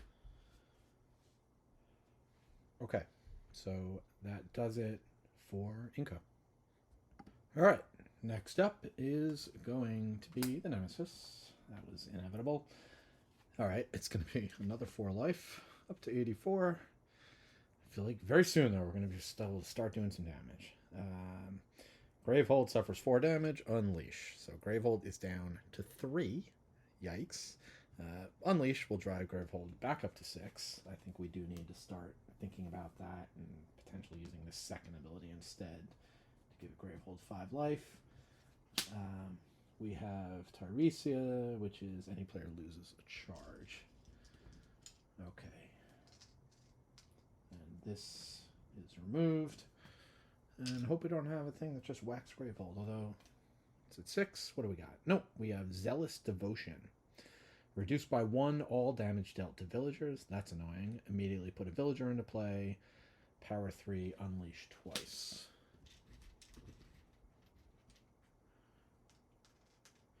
They just keep coming.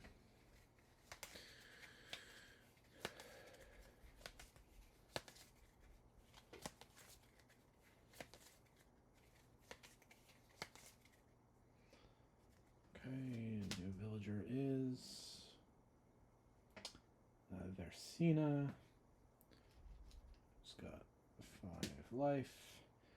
And alright, take a sec to clean things up a bit. Okay, let's continue on with the wild. So that is Inco. I'm glad to see that because we can do 2 damage. Doesn't really matter. It's not going to be able to do much with the other one. 2 damage to take this thing out. And then the 1 damage doesn't matter because... So maybe I leave it if I can focus a breach. That might be my best way to go. Maybe. It depends. Yeah, because I could destroy one of these in focus. Or do I want to give Gravehold life? A couple options. I got a couple spells. So let me look things over. Alright, so I should probably heal Gravehold, but I'm not going to. I'm going to do this one more time, see if we can make this work. I am going to go ahead and spend 3, really just 2, to gain a charge. The other one will go to waste. And then I will do all these, and I'm going to get rid of both of these. I'm going to focus this breach twice. Focus one of your breaches, get to do that twice. I get to gain 2 cards that cost 4 or less. So 1, 2, 3, 4, 5. And one of these. And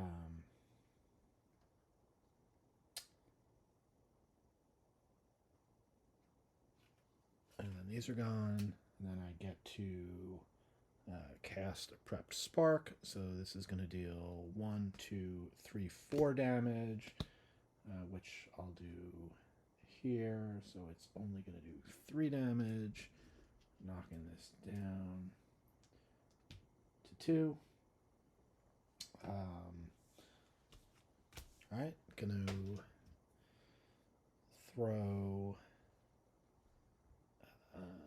silence onto here.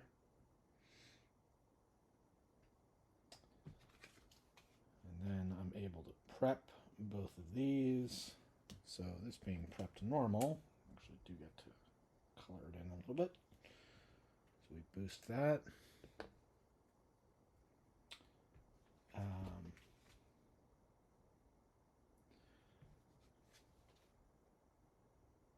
And I'm also going to get 2 Silence Dominion. Somebody's going to gain 2 tokens. Well, Mazra hasn't gone yet, so let's go there.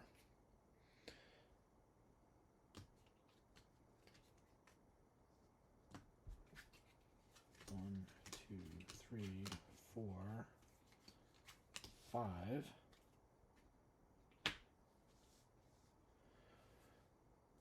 Okay. Next up is going to be Mazra. So the silence doesn't really matter. Deal 3 damage. Silence a minion, but 3 minus 1 is 2, so that one's dead. Now I get to deal 4 damage and gain a charge. And so I think at this point I'm going to do it and start whacking the boss a bit.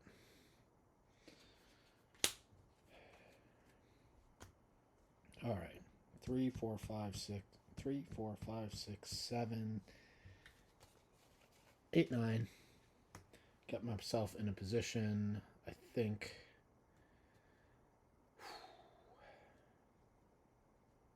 I'm going to have to deal with those fire tokens at some point, too, is the other problem. So, all right, I'm going to think for a sec.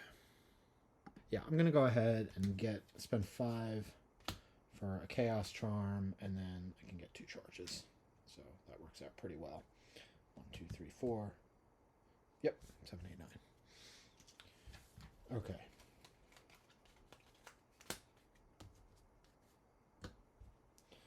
One, 2, 3, 4, 5. All right, well, now we know the Nemesis is going.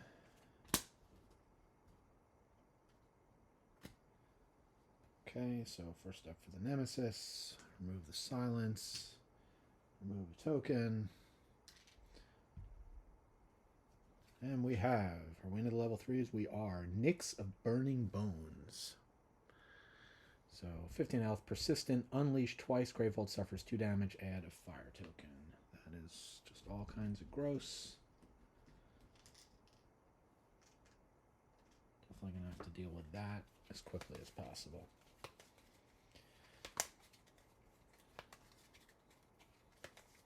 Don't know that I have any silence abilities out right now, but do have some damage at least over here. All right. I believe this is round 10. Let's just confirm. 2, 3, 4, 5, 6, 7, 8, 9, 10, 11, 12, 13, 14, 15, 16, 17, 18. Yep, round 9 rounds completed.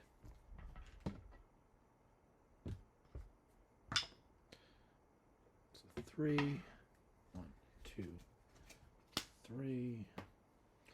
Fortunately, no damage to be dealt from here. Drop an Evaporating Ray. Gain one extra I can use to focus reach. 1, 2, 3. Yeah, you know what? I almost might be better off. 1, 2, 3, 4. Going last so I can get that extra charge. There's not much benefit to him going right now. So I am actually going to move that. Never mind. In order to do that, it has to be prepped, right? So don't have that option.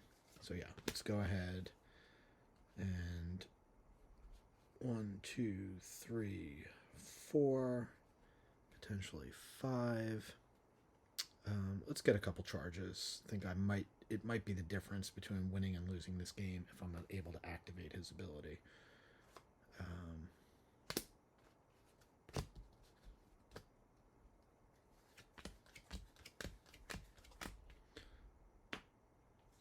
Okay. Not much going on there, but he gets to go again. Okay. So we'll start off by shooting off the Evaporating Ray, which is going to hit for 3. An ally may discard a card. Yep, I've got my free discard, so that's 5, 6, and I'm going to get to look at the top 2 cards in my deck. Which honestly, I just want spells to keep coming, but 6 1/2 dozen. If I draw them with this 1, 2, 3, 4, 5.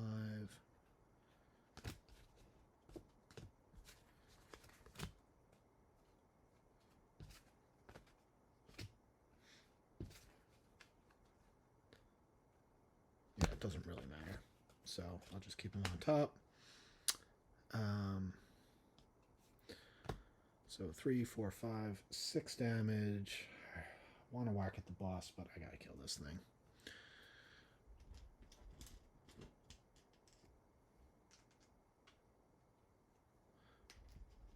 And I can silence it, but I can't silence it all the time. A double minion's bad. So that's one more minion I'm going to have to deal with.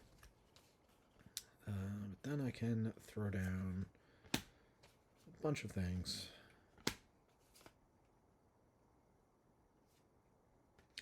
Let's keep this here just in case there's a shield. He's down to 9. This is 4 and 5. Might be some overkill, but...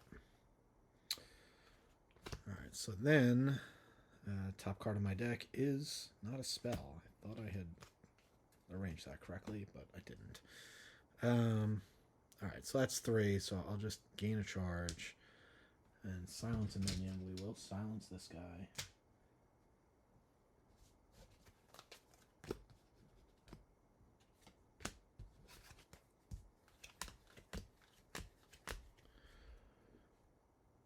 Okay. Unfortunately, he's done for the round, and Nemesis is still going to get to it twice, so let's start now. Any player loses a charge. It'll be him. Keep Mazra in position. Yeah, because then she can get rid of a fire token. Okay, so that was that. Pull a counter off. Unsilence. And draw. Revive. Unleash twice. Place the most recently discarded minion in the discarded. Discarded minion in the Nemesis discarded pile. Yeah, it does.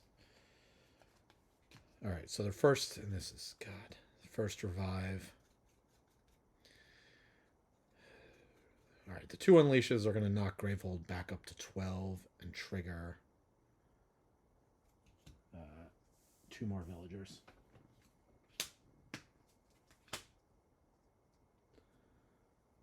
So I just feel like we're fighting uphill here. Even though I felt like for a bit we were doing pretty well. I think letting Gravehold get this low is just... it's not good. Fortunately, I don't really know the way around it, other than I can use his ability, maybe do more with these. Certainly going to need the silencing ability. Alright. There's a lot of stuff to target, a bunch of damage on the table, a bunch of stuff I can do, so this one I'm going to take some time to consider. Alright, well, we can take out some stuff. We'll start by doing the Evaporating Ray, which is going to deal 3 damage. We will go ahead and discard this Galactum Cache to make it +2, so that's 5 damage to the Nyx of Burning Bones. Then the Quicksilver Bolt is normally 3, +1 is 4, so that will take this out. So that's pretty good. Then go ahead and just pop one of these shields. Alright, and now I have 1, 2, 3, 4, 5, 6, 7, 8, 9. And hey, look at that. I finally hit it. 10. So I actually have 10 to spend. So I think what I'm just going to do is I'm going to gain... I don't want more of these damn things coming out. So just get 5 charges. I don't have the... Unfortunately, there's no spark. So I guess the question is it worth waiting to potentially do an extra 2 damage? Whatever. I think let's just get Gravehold gaining 5 life. So Gravehold's up to 17. So we got a little reprieve. Yeah, this is going to gain more life, but I can do damage faster than it's gaining once I get fully up to steam. As long as these guys are coming out, I'm never going to be able to turn the tide. So, 1, 2, 3, 4, 5, 1, 2, 3, 4, 5. Yeah, unfortunately, no spells coming next time around.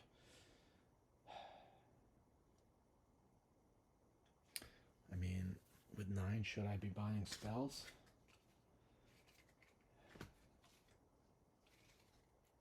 instead of giving Gravehold life.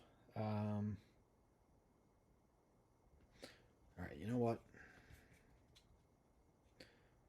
Probably a bit premature to go that fast. So what I could do instead, so let's get one of these out. Another one of these. So that cost 5. And then for 4, yeah, so I'm not going to... I do want to get towards getting Gravehold. But at least that I can bump Gravehold up to 13. So that'll at least slow this down a bit. In terms of bringing these guys out.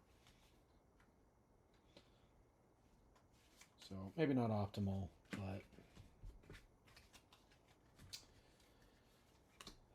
there's nothing optimal going on here. Okay. I did mean to prep this during their turn. So the Quicksilver Bolt, no reason to hold on to it. It's already fully boosted. So when Mazra goes, I will be able to cast the Quicksilver Bolt, which will do 4, which unfortunately is not quite enough to take one of these out. But we'll hit this guy for 4. So that becomes 3. Yeah, and I do get a charge. Much as I would like to focus on the boss, I do need to keep these down somewhat.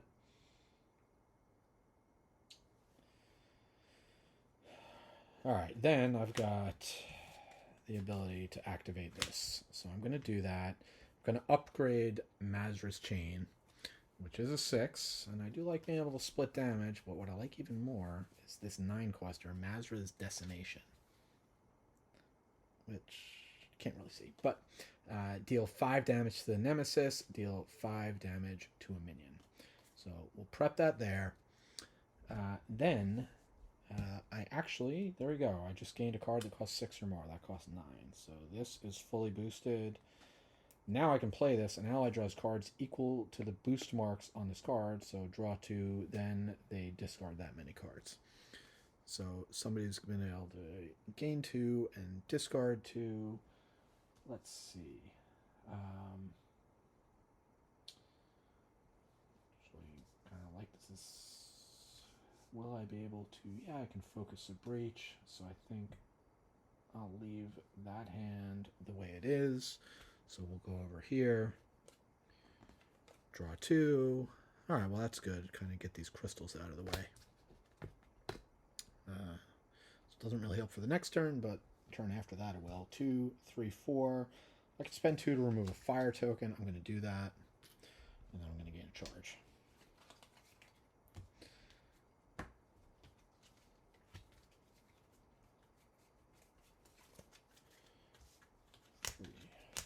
Five. Okay.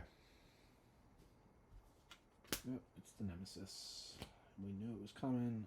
Not able to do much about it. Guess I could have silenced this, but... Alright. So, if any player loses a charge...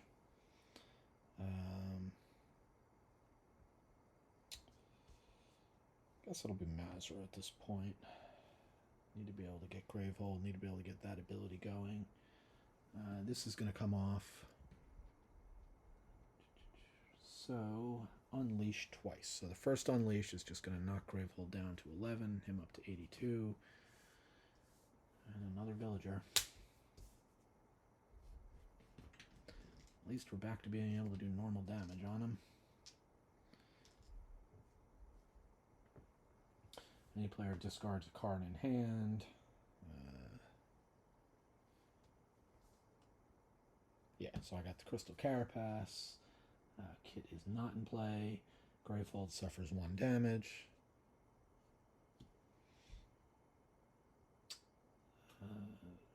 Leah is not in play.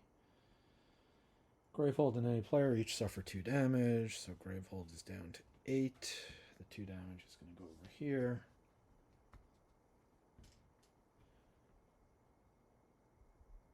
Add a fire token to the map. And this doesn't activate this round. But then I do have to draw a card, because that wasn't enough. Alright, power 1. Oh, this is gone. All right. Unleash twice, and the player with the most charges suffers 3 damage and loses all their charges, or Gravehold suffers 5 damage, and you get 2 fire tokens. Not fun, and not really any control over when that happens. Every time I think I've got things under control, it falls apart. Decks are getting leaner, the damage is getting better. I should not, at this phase of the game, to have turns with no spells cast. Although I guess let's not forget I can do that. But actually, yeah, Inko went, then went Mazra's, so there's no reason not to have dropped that down on Mazra's turn.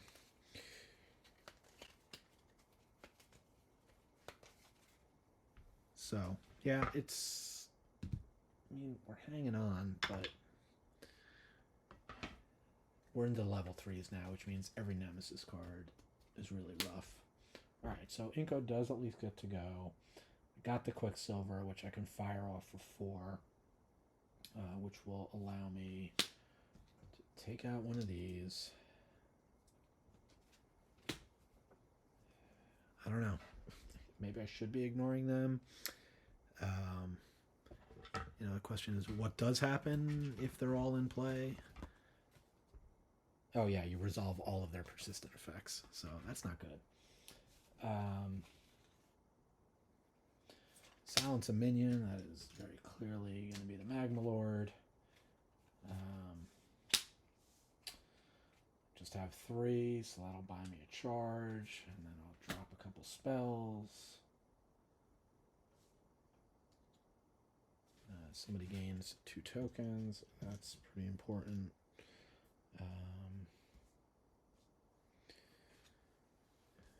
Well, if I want to be able to get the charges up, just in case, we'll put them over here. So that's that. 1, 2, 3, 4, 5.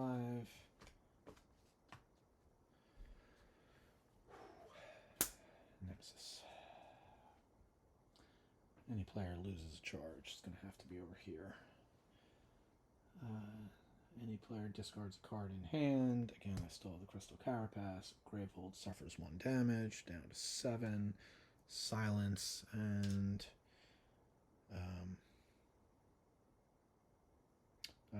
suffers 3 damage and loses all their charges. Okay, so I'll go here instead for losing a charge, because this is going to go off the Dread Ignition.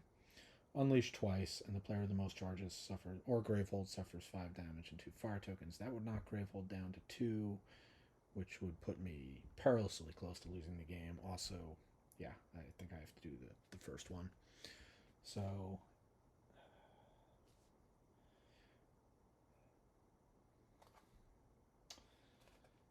yeah, Inko loses all their charges, suffers 3 damage.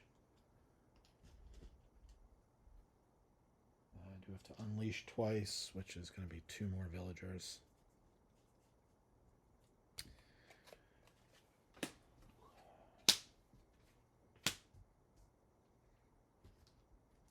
Just cannot keep up.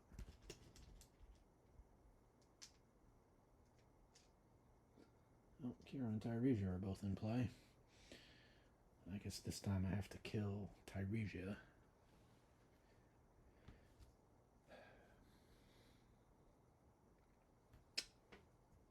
And I still haven't drawn a card.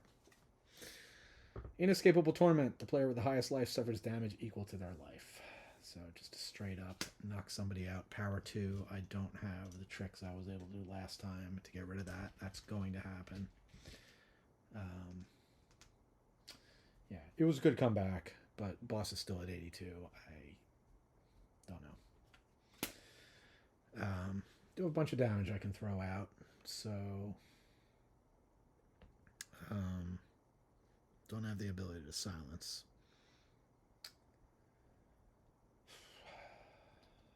Well, alright, so I actually can go last here, which will allow me to set up for next turn. But then I'm not getting to deal damage. Also, I don't think I can generate the charges. No, because I had to lose a charge. So might as well just go now. Doesn't matter. So I deal 1 damage, take out the shield. So we can at least start getting rid of that.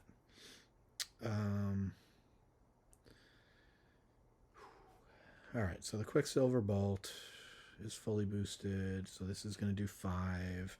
The Ray is going to do 6. So 6 and 5. Let's just kill this thing. Again.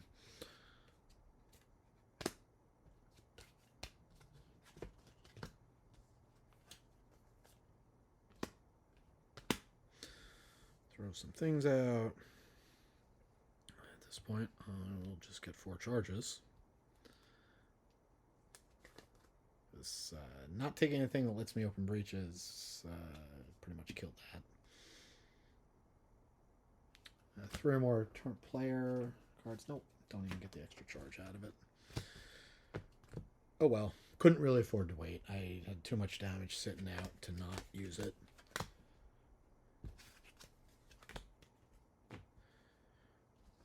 Alright, that does it for that. Yep. 2 get to go. Alright, 5 damage to the Nemesis, 5 damage to the minion. And I gain a charge when cast, so that's something at least. That would be really problematic. Yeah, I think a little bit of overkill, but I think I got to get rid of her.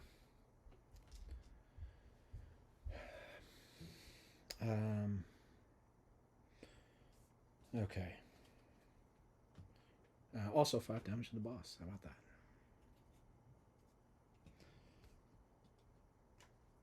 Alright, we do have the ability to silence a minion. 2 different players may destroy a card in hand. I can also destroy this to get rid of a fire token, which I will. 2, 4, 5. Yeah, we'll go ahead and get rid of a crystal here. And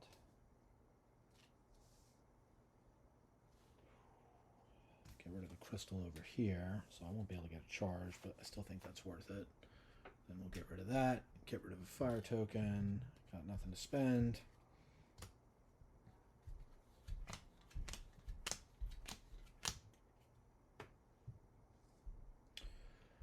Okay.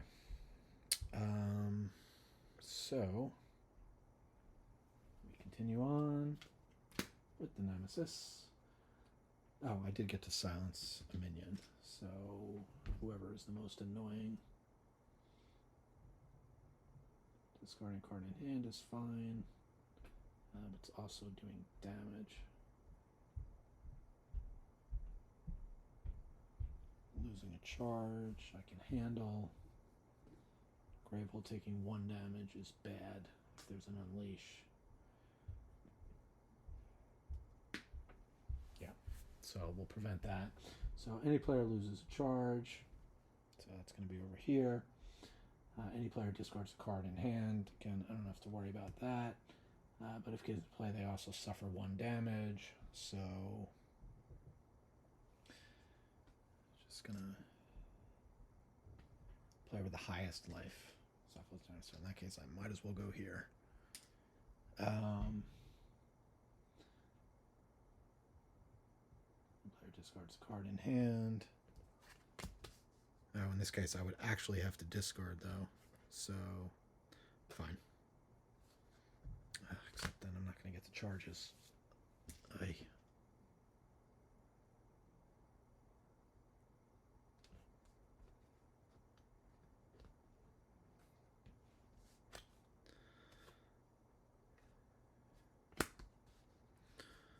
Alright, so that can do 1, but then the other one's going to have to be here. So I don't have to discard. And this silence comes off. Remove a power token. Chain Snare. When a villager's persistent effect causes a player or Gravehold to suffer damage, they suffer an additional 2 damage. Immediately put Villager into play, power 3. When it goes off, Gravehold suffers 4 damage and unleash.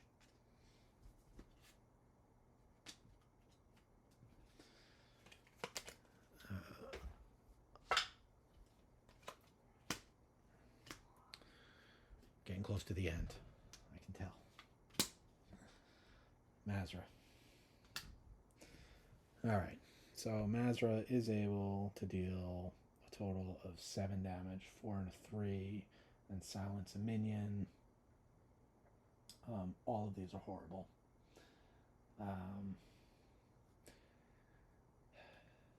Honestly, at this point, I just have to hope that I get to go again. I can't be overkilling anybody. So...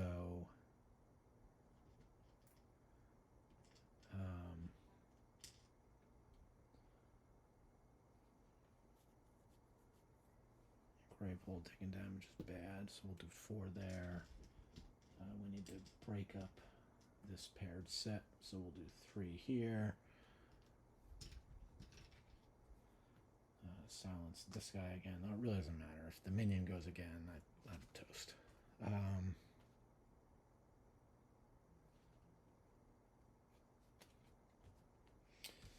3, 4, 5, 6. 3, 4, 5, 6, 7. You know what? I couldn't really afford to lose a charge because being able to activate this would be a lot better. So I get both of these back.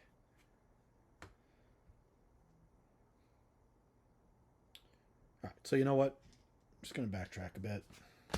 I'll have just discarded 2 cards here. That way I don't have to...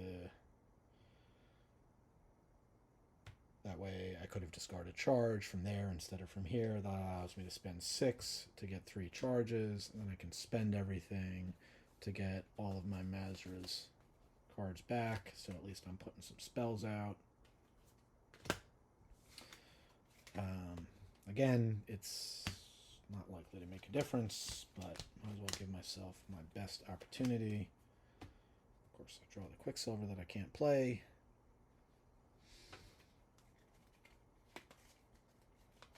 No, yeah, there's no reason to silence this. If I can't go again, I'm screwed. That doesn't matter. Well, I can't have a player suffer 3 damage. Okay. Well, here we go. 1, 2, 3, 4, 5. Still alive for the moment. Alright, what can I do? 5 damage to the minion, 5 damage to the boss, gain a charge. So, go ahead and take out Teresia.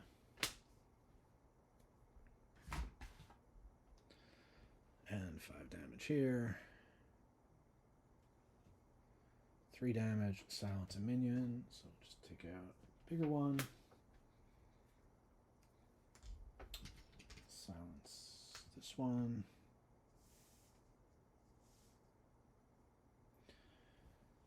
Okay, then what do we got? We can prep that. 1, 2, 3, 4, 5, 6. Could get those both back, but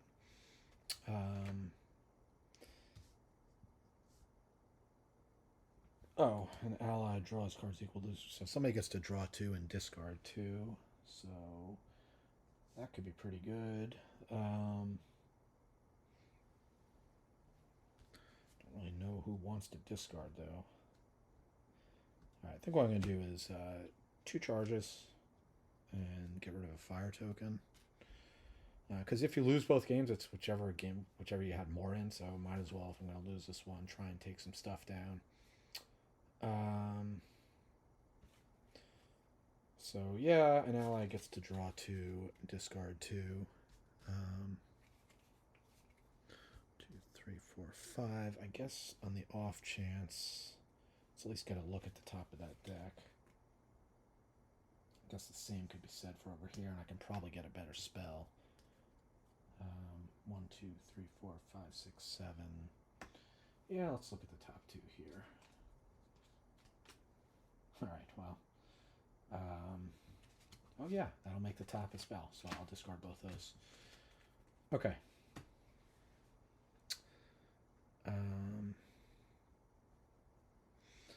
Next up.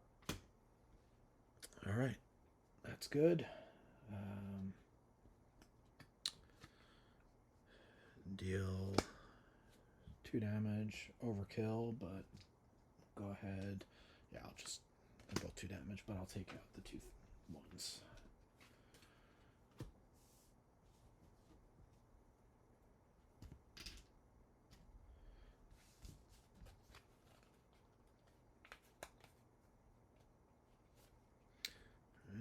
Evaporate. Oh, I do get to look at the top 2 cards. In that case, I will definitely discard those crystals. 1, 2, 3. Might actually hold on to that to silence a minion. 2, 4, which I can use to gain charges.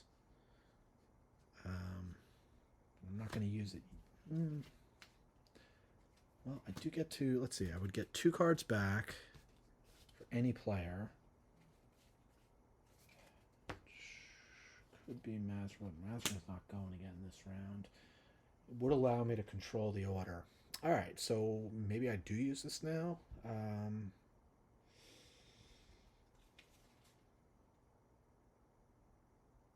right, well, all right. Let's take a look and see. All right, so having some ability to control things, even this round, is worth it. I'm going to go ahead and spend all these charges. I'm going to get back my Special Spark. And over here, we're going to let them get back the Shattered Rupiks. Okay. Then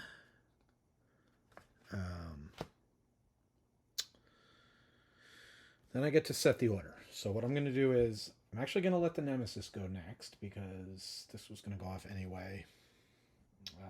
This is going to be down to 1 life. I'm pretty close to dead. But there was nothing I was going to be able to do about it. So I'm going to let the Nemesis go off, and then I'm going to let Inko have a turn. And there's a bunch I should be able to do. Then I'll let the Nemesis go again. Then I'll have Mazra hitting a turn just so I don't have back-to-back. But definitely, yeah, the option, I could also do it like this way, but potentially going to be able to do a lot of damage on Inko's turn, so I might be able to deal with stuff. Plus a silence. So, yeah, I'll throw the Nemesis in the middle, and we'll see how that works out. I'm going to hang on to this card that lets me silence a minion. I will, of course, prep that. I'll draw 4 cards. 2, 3, 4. Oh, he's gonna lose breach, and then all his breaches will be open, so that'll do more damage. Interesting. Prep that over there. Might as well think ahead. Okay. Minion. So, or Nemesis. Pull that off. Player with the highest life suffers damage equal to their life. So, bam. 6 damage. Alright, so I believe it's unleash twice. So the first unleash is just going to knock me down to 11, up to 74. The second unleash is going to bring out a villager, which is going to be Kyria. So unleashing one of the smaller ones. I'll lose a breach. I'll lose all my charges, so that takes care of that. Pull a token off here, and then check the next card. We're getting low on the deck. When a power token is removed from this during the Nemesis turn, myth gains 5 life. Immediately put a villager into play. Power 3, unleash 3 times. Glowing immortality. I'm beginning to believe that yes, in fact, this thing is immortal, and that there is nothing I can do to stop it. I'm trying.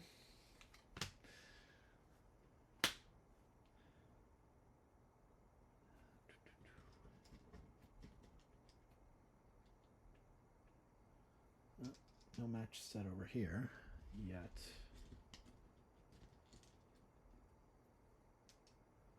Okay, so that was a Nemesis turn, and now I get to go. Alright, Inko, just like we planned. So, I got my discard fodder here, so I'm doing 5 and 6 damage. So we'll just take out... again, this is far... Well, I'm also going to be able to cast this when I do all this for... 1, 2, 3, 4, which is enough to kill that. So yes, I will take out these two. Because I am just a glutton, and at some point I'm just going to have to start ignoring these. In fact, is this the one that any player discards a card in hand? Alright, you know what? I'm going to do that damage to the boss. So 5 damage to take that out. 6 to the boss, down from 74 to 68.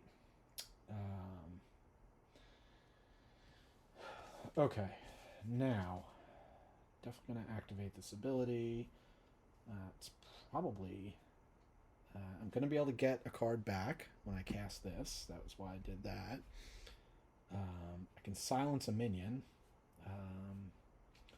Whatever. Doesn't really matter. Just another reason not to worry about that right now. 2 of these tokens. I'll have to decide who I want to give it to. Might want to put it over here. 3, 4, 5.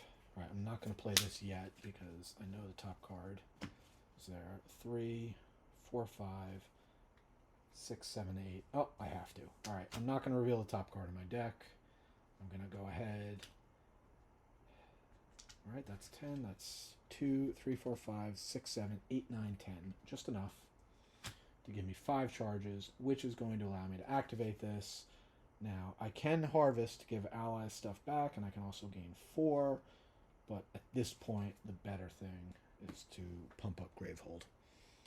So I can slow down the tide of these guys coming into play, especially with all these unleashes coming. Plus, I have one of these in the graveyard, so let's bump this up to 12. Okay. So now, what I'm going to do is activate this ability. Gravehold gains 5 life. So now Gravehold goes from 12 to 17. Then you may cast any player's prep spark. It deals an additional 2 damage. Oh, so this actually deals 6 damage. So that's fine. I'll cast a spark. So that just means that the 5 instead of... I had 6 and 1/2 dozen. Fine. We'll just kill Kyria. Although, maybe not. Adds fire tokens to the map versus doing damage to the boss. I think at this point, I gotta go for the win. Not worry about the fire tokens. So if there's any shot... so yeah, that's 6 damage. Let's just do it over here. From 68 down to 62. And then because I did that, I do have 6 or more cards. In fact, I have exactly 6, so I do get to get something back. It's going to be an evaporating ray, so we can keep the damage going. Drop these down. I guess keep this here to give me a little bit more flexibility. I've spent all 10. I've done the Void Anchor. 2, 3, 4, 5 is my next hand, and then that's going to be the hand after that. So 1, 2, 3, 4,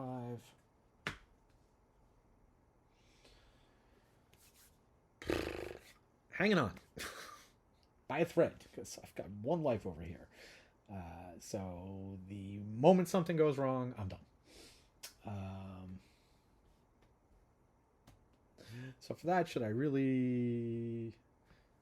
Alright, fine. I'm not going to hit the boss. Let's keep the fire tokens down. There's no coming back from it otherwise. So we will kill that instead. Because I know the Nemesis is going next. Although, no, I can silence that one. Instead of this. Yeah, that would have worked. Oh, I have to decide who's getting these.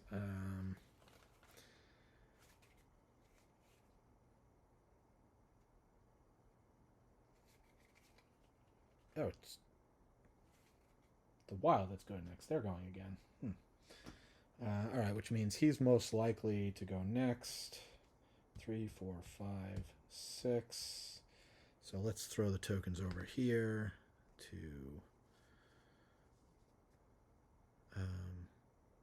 potentially get charges. All right, Nemesis. All right, so any player has to discard. No problem.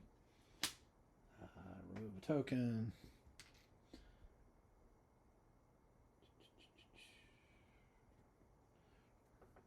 Silence, remove a token. Myth gains 5 life. I hate you.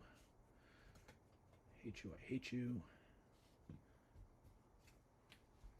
Unleash 4 times, or add 3 fire tokens to the map, or Gravehold suffers 7 damage. Well, I can certainly have Gravehold suffer 7 damage.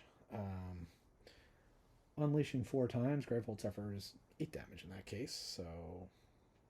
or 6 damage, so definitely not going to do that. Add 3 fire tokens, so I'd be up to 7. And I left this thing in play. But I know I'm going next, so I will be able to kill that. It is the least destructive thing to do if I'm going to go for the win. I'm at 1 life. As soon as there's a double Nemesis turn, I lose.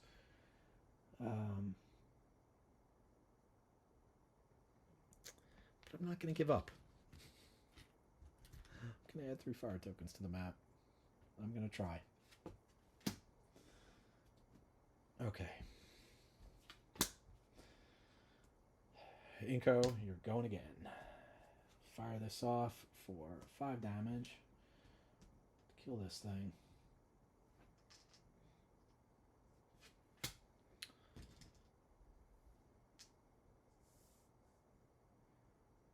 Then this is going to do 2 damage, which we're just going to do to you.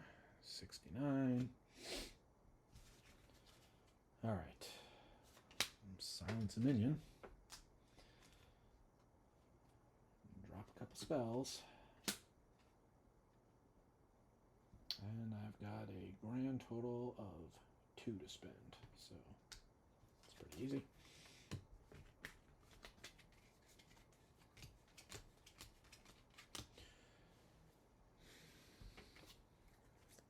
I am holding on for dear life.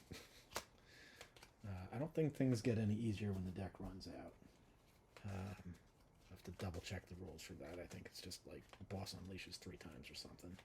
Although if I can get enough damage to Gravehold life up enough, then, you know, maybe that's a hill I can climb.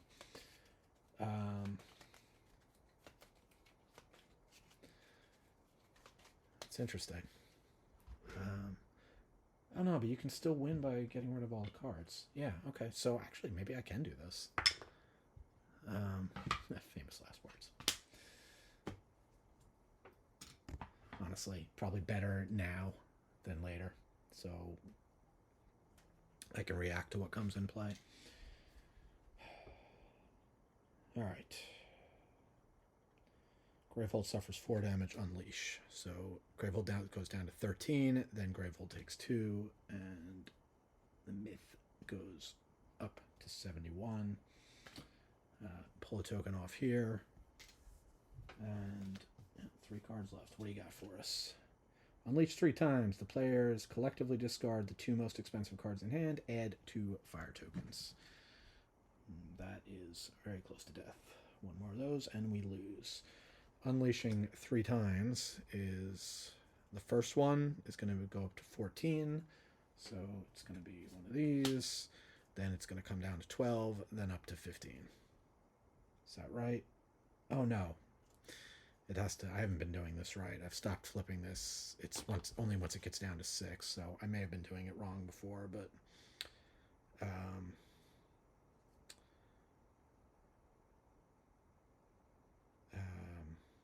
so down to 11, down to 9, down to 7. 3 more of these guys come out. 1, 2, 3.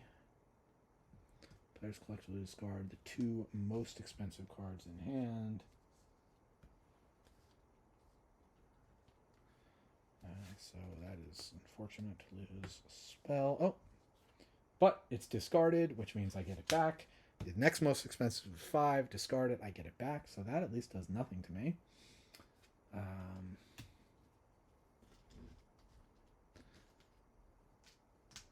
Right, so if I kill everything, then I don't have to worry about how much life the boss has. Forgot about that. Right, that thing where the boss unleashes 3 times is only if there's cards still in play. So if I can just take everything out, although this is going to unleash 3 times, and there's no way I can get rid of it. But I could work this out. Starting here. So yeah, forget about the boss. I need to do damage. I need to take out these minions. I can do 5 damage here, 5 damage here.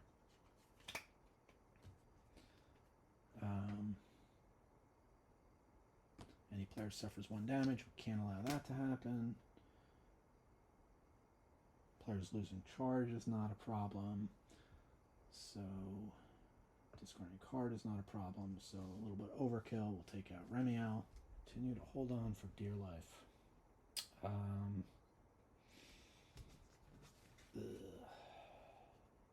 Actually, no overkill, because I can silence.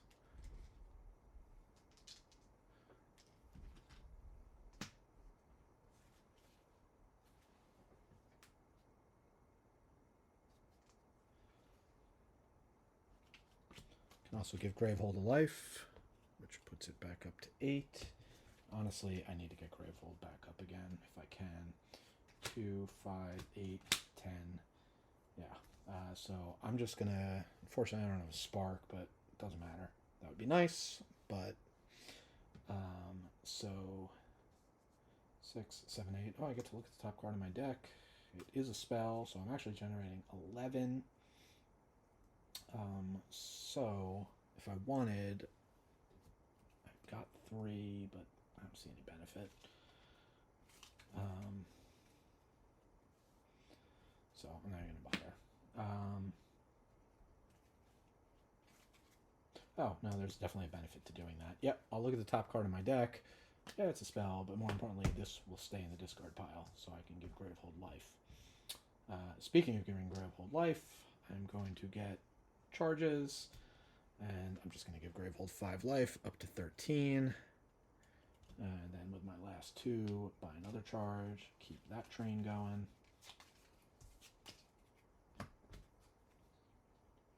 Five, 1, 2, 3,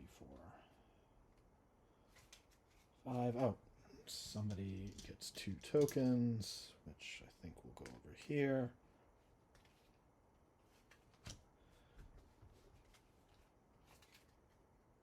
All right. That is it for that turn. All right. Finish that.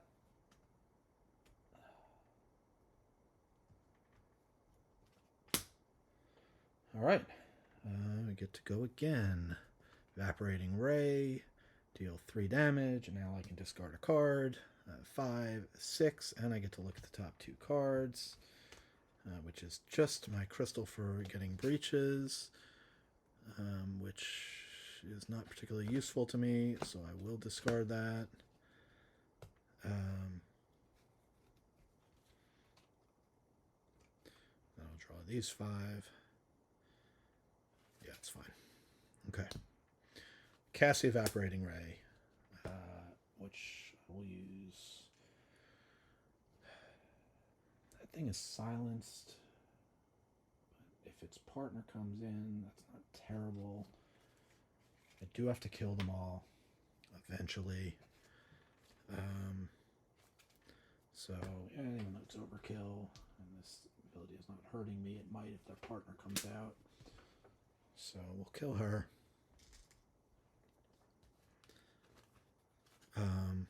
Oh, and you know what? I was sitting on this Quicksilver Bolt. Again, I'm not looking at the hands. I could have just done that during the last turn, so I definitely would have put that into play, which means I can also kill this.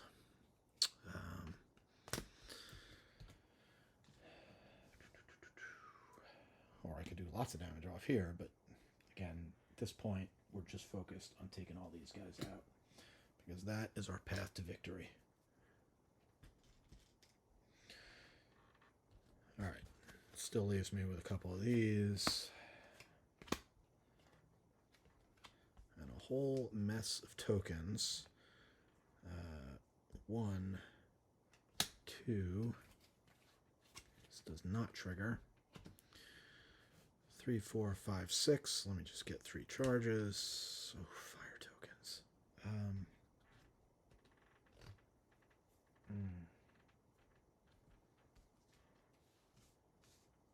I mean, I'm not going to draw.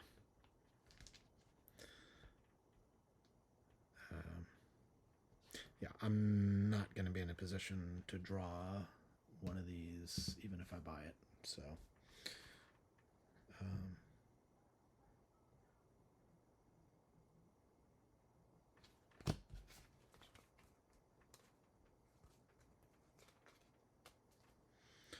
yeah, let's do it that way.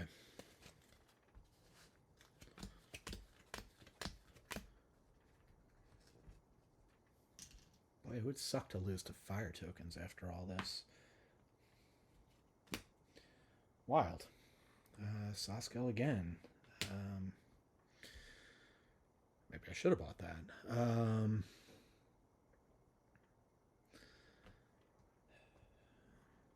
No, because I can fire this off, although...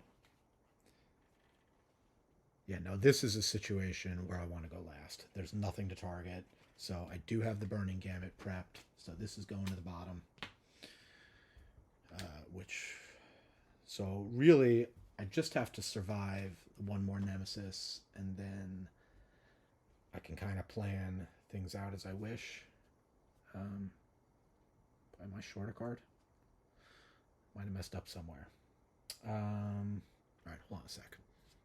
Oh, no, there are, in fact, an odd number of cards in the deck, so I've done everything correctly. The count matches. All right, so I put the wild at the bottom, which is leading to the Nemesis, which now's as good a time as any for it to happen.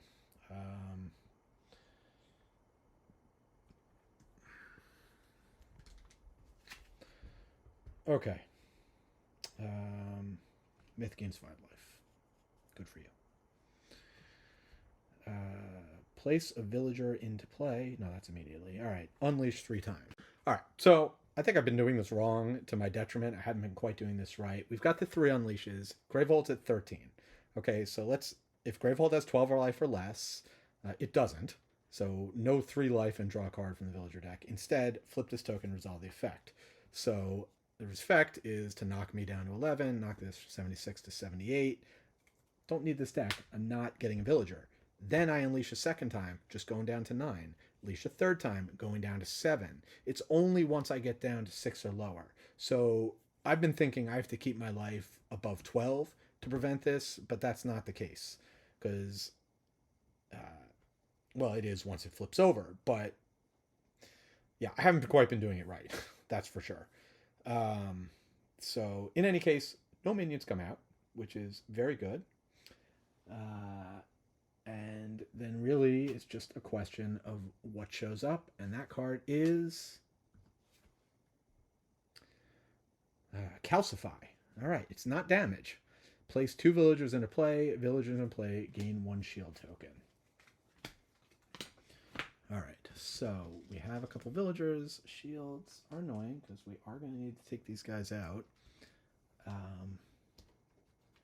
And they're a matched set, and that's annoying, even more so. All right. That's it for the Nemesis this round. Now Mazra goes. All right, it doesn't matter. It's overkill, but we have to take shield out. So I'll go there.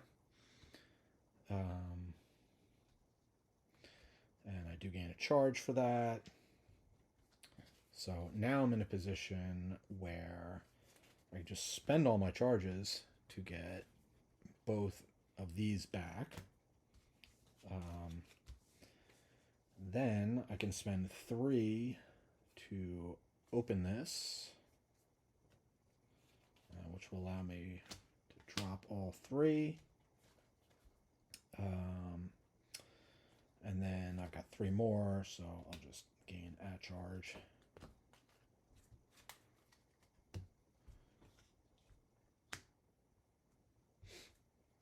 So what I'll do instead is I'll hang on to this for the extra expenditure. Don't need to charge. So I'll keep that in my hand because I should be drawing my fire token remover. It's right here. Yeah. So maximize the amount I have to spend. Okay.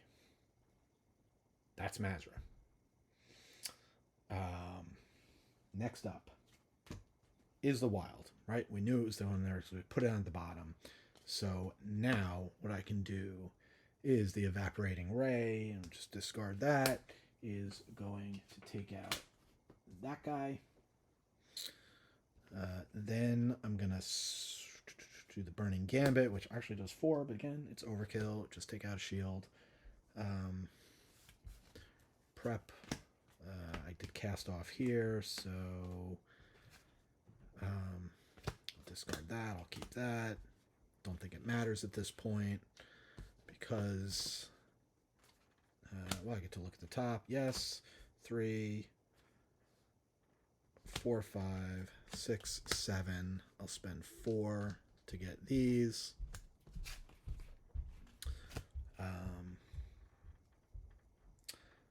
And then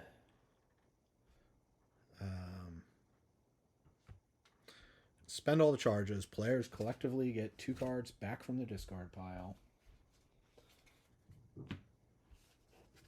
So I guess it's just going to be me. Get these back. Prep them both. Then I can reveal the turn order deck. I can put it in any order. So at this point, it's really just a question of what this is. I'm going to have to deal with it and hope it doesn't kill me. And then I just have to finish things off. So I think what I'll do is I want to get rid of fire tokens. That's the most important thing. So Mazra is going to go first. Which seems like overkill. But I want Mazra to go. I mean, it is overkill. But I don't have to cast everything. I could also have Gravehold gain some life, which may prevent another minion coming out. So then we'll have Inko go next. Then we'll have a Nemesis, then Mazra, then Saskill, and hopefully that'll do it. So let's go ahead into the next round, starting with Mazra, where I am just going to blow this. Well, yeah, because I can get it back. I'll blow this thing away, dealing 5 here as well. So, oh, well, I guess the benefit. Yeah, okay, I'll do it this way.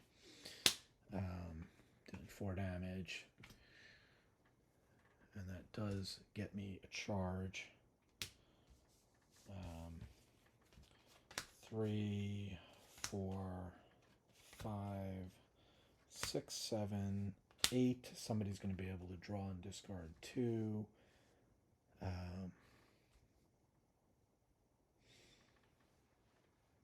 guess actually it can be over here.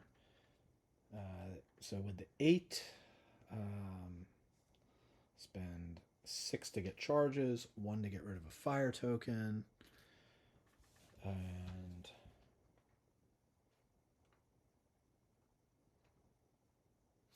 we'll trigger over here for the ally. So draw 2.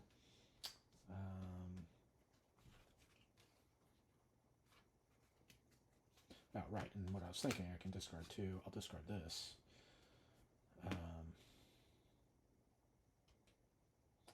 Well, I was thinking gain extra life for Gravehold, but if a minion comes out, then and I can't kill it. We'll see what I said. No, you're going next anyway. So,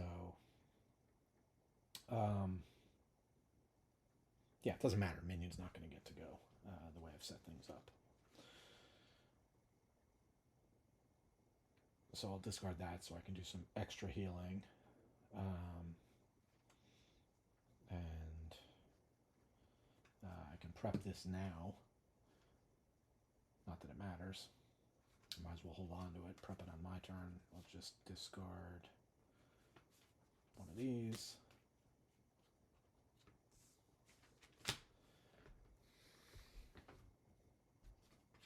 Alright, so yeah, now we're going to go. So I've got 2 of these in my discard pile, so I can heal Gravehold for 2, which can head off potentially getting a minion in play. Might as well prep this to go ahead and mark it. So now it's dealing extra damage. I just got 2 to spend, get a charge, have to hold on to that. At this point, we're just going through the motions. Because it all comes down to this. The final card in the deck is... It's a minion with... That's actually a pain in the ass. Wow, Gravehold suffers 3 damage. Add fire tokens equal to the number of shields on this guy. Alright, well, I know I'm going twice. So, I don't remember how it all worked out. But let's run it through and find out. The wild is Mazra goes first. So, well, we get to silence it. So that's nice. So, I just hit the minion twice, and that is going to get rid of 2 shields.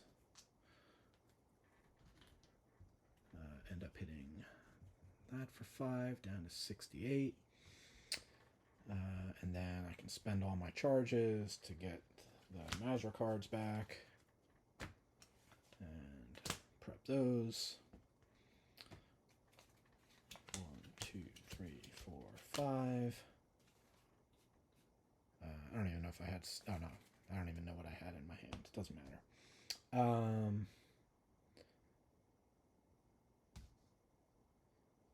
So, last but not least, hopefully, is Saskill, who can Blinding Gamut to take out a shield, and then this Spark does 4 damage, this Ray does 5, that's 9. Unbelievable.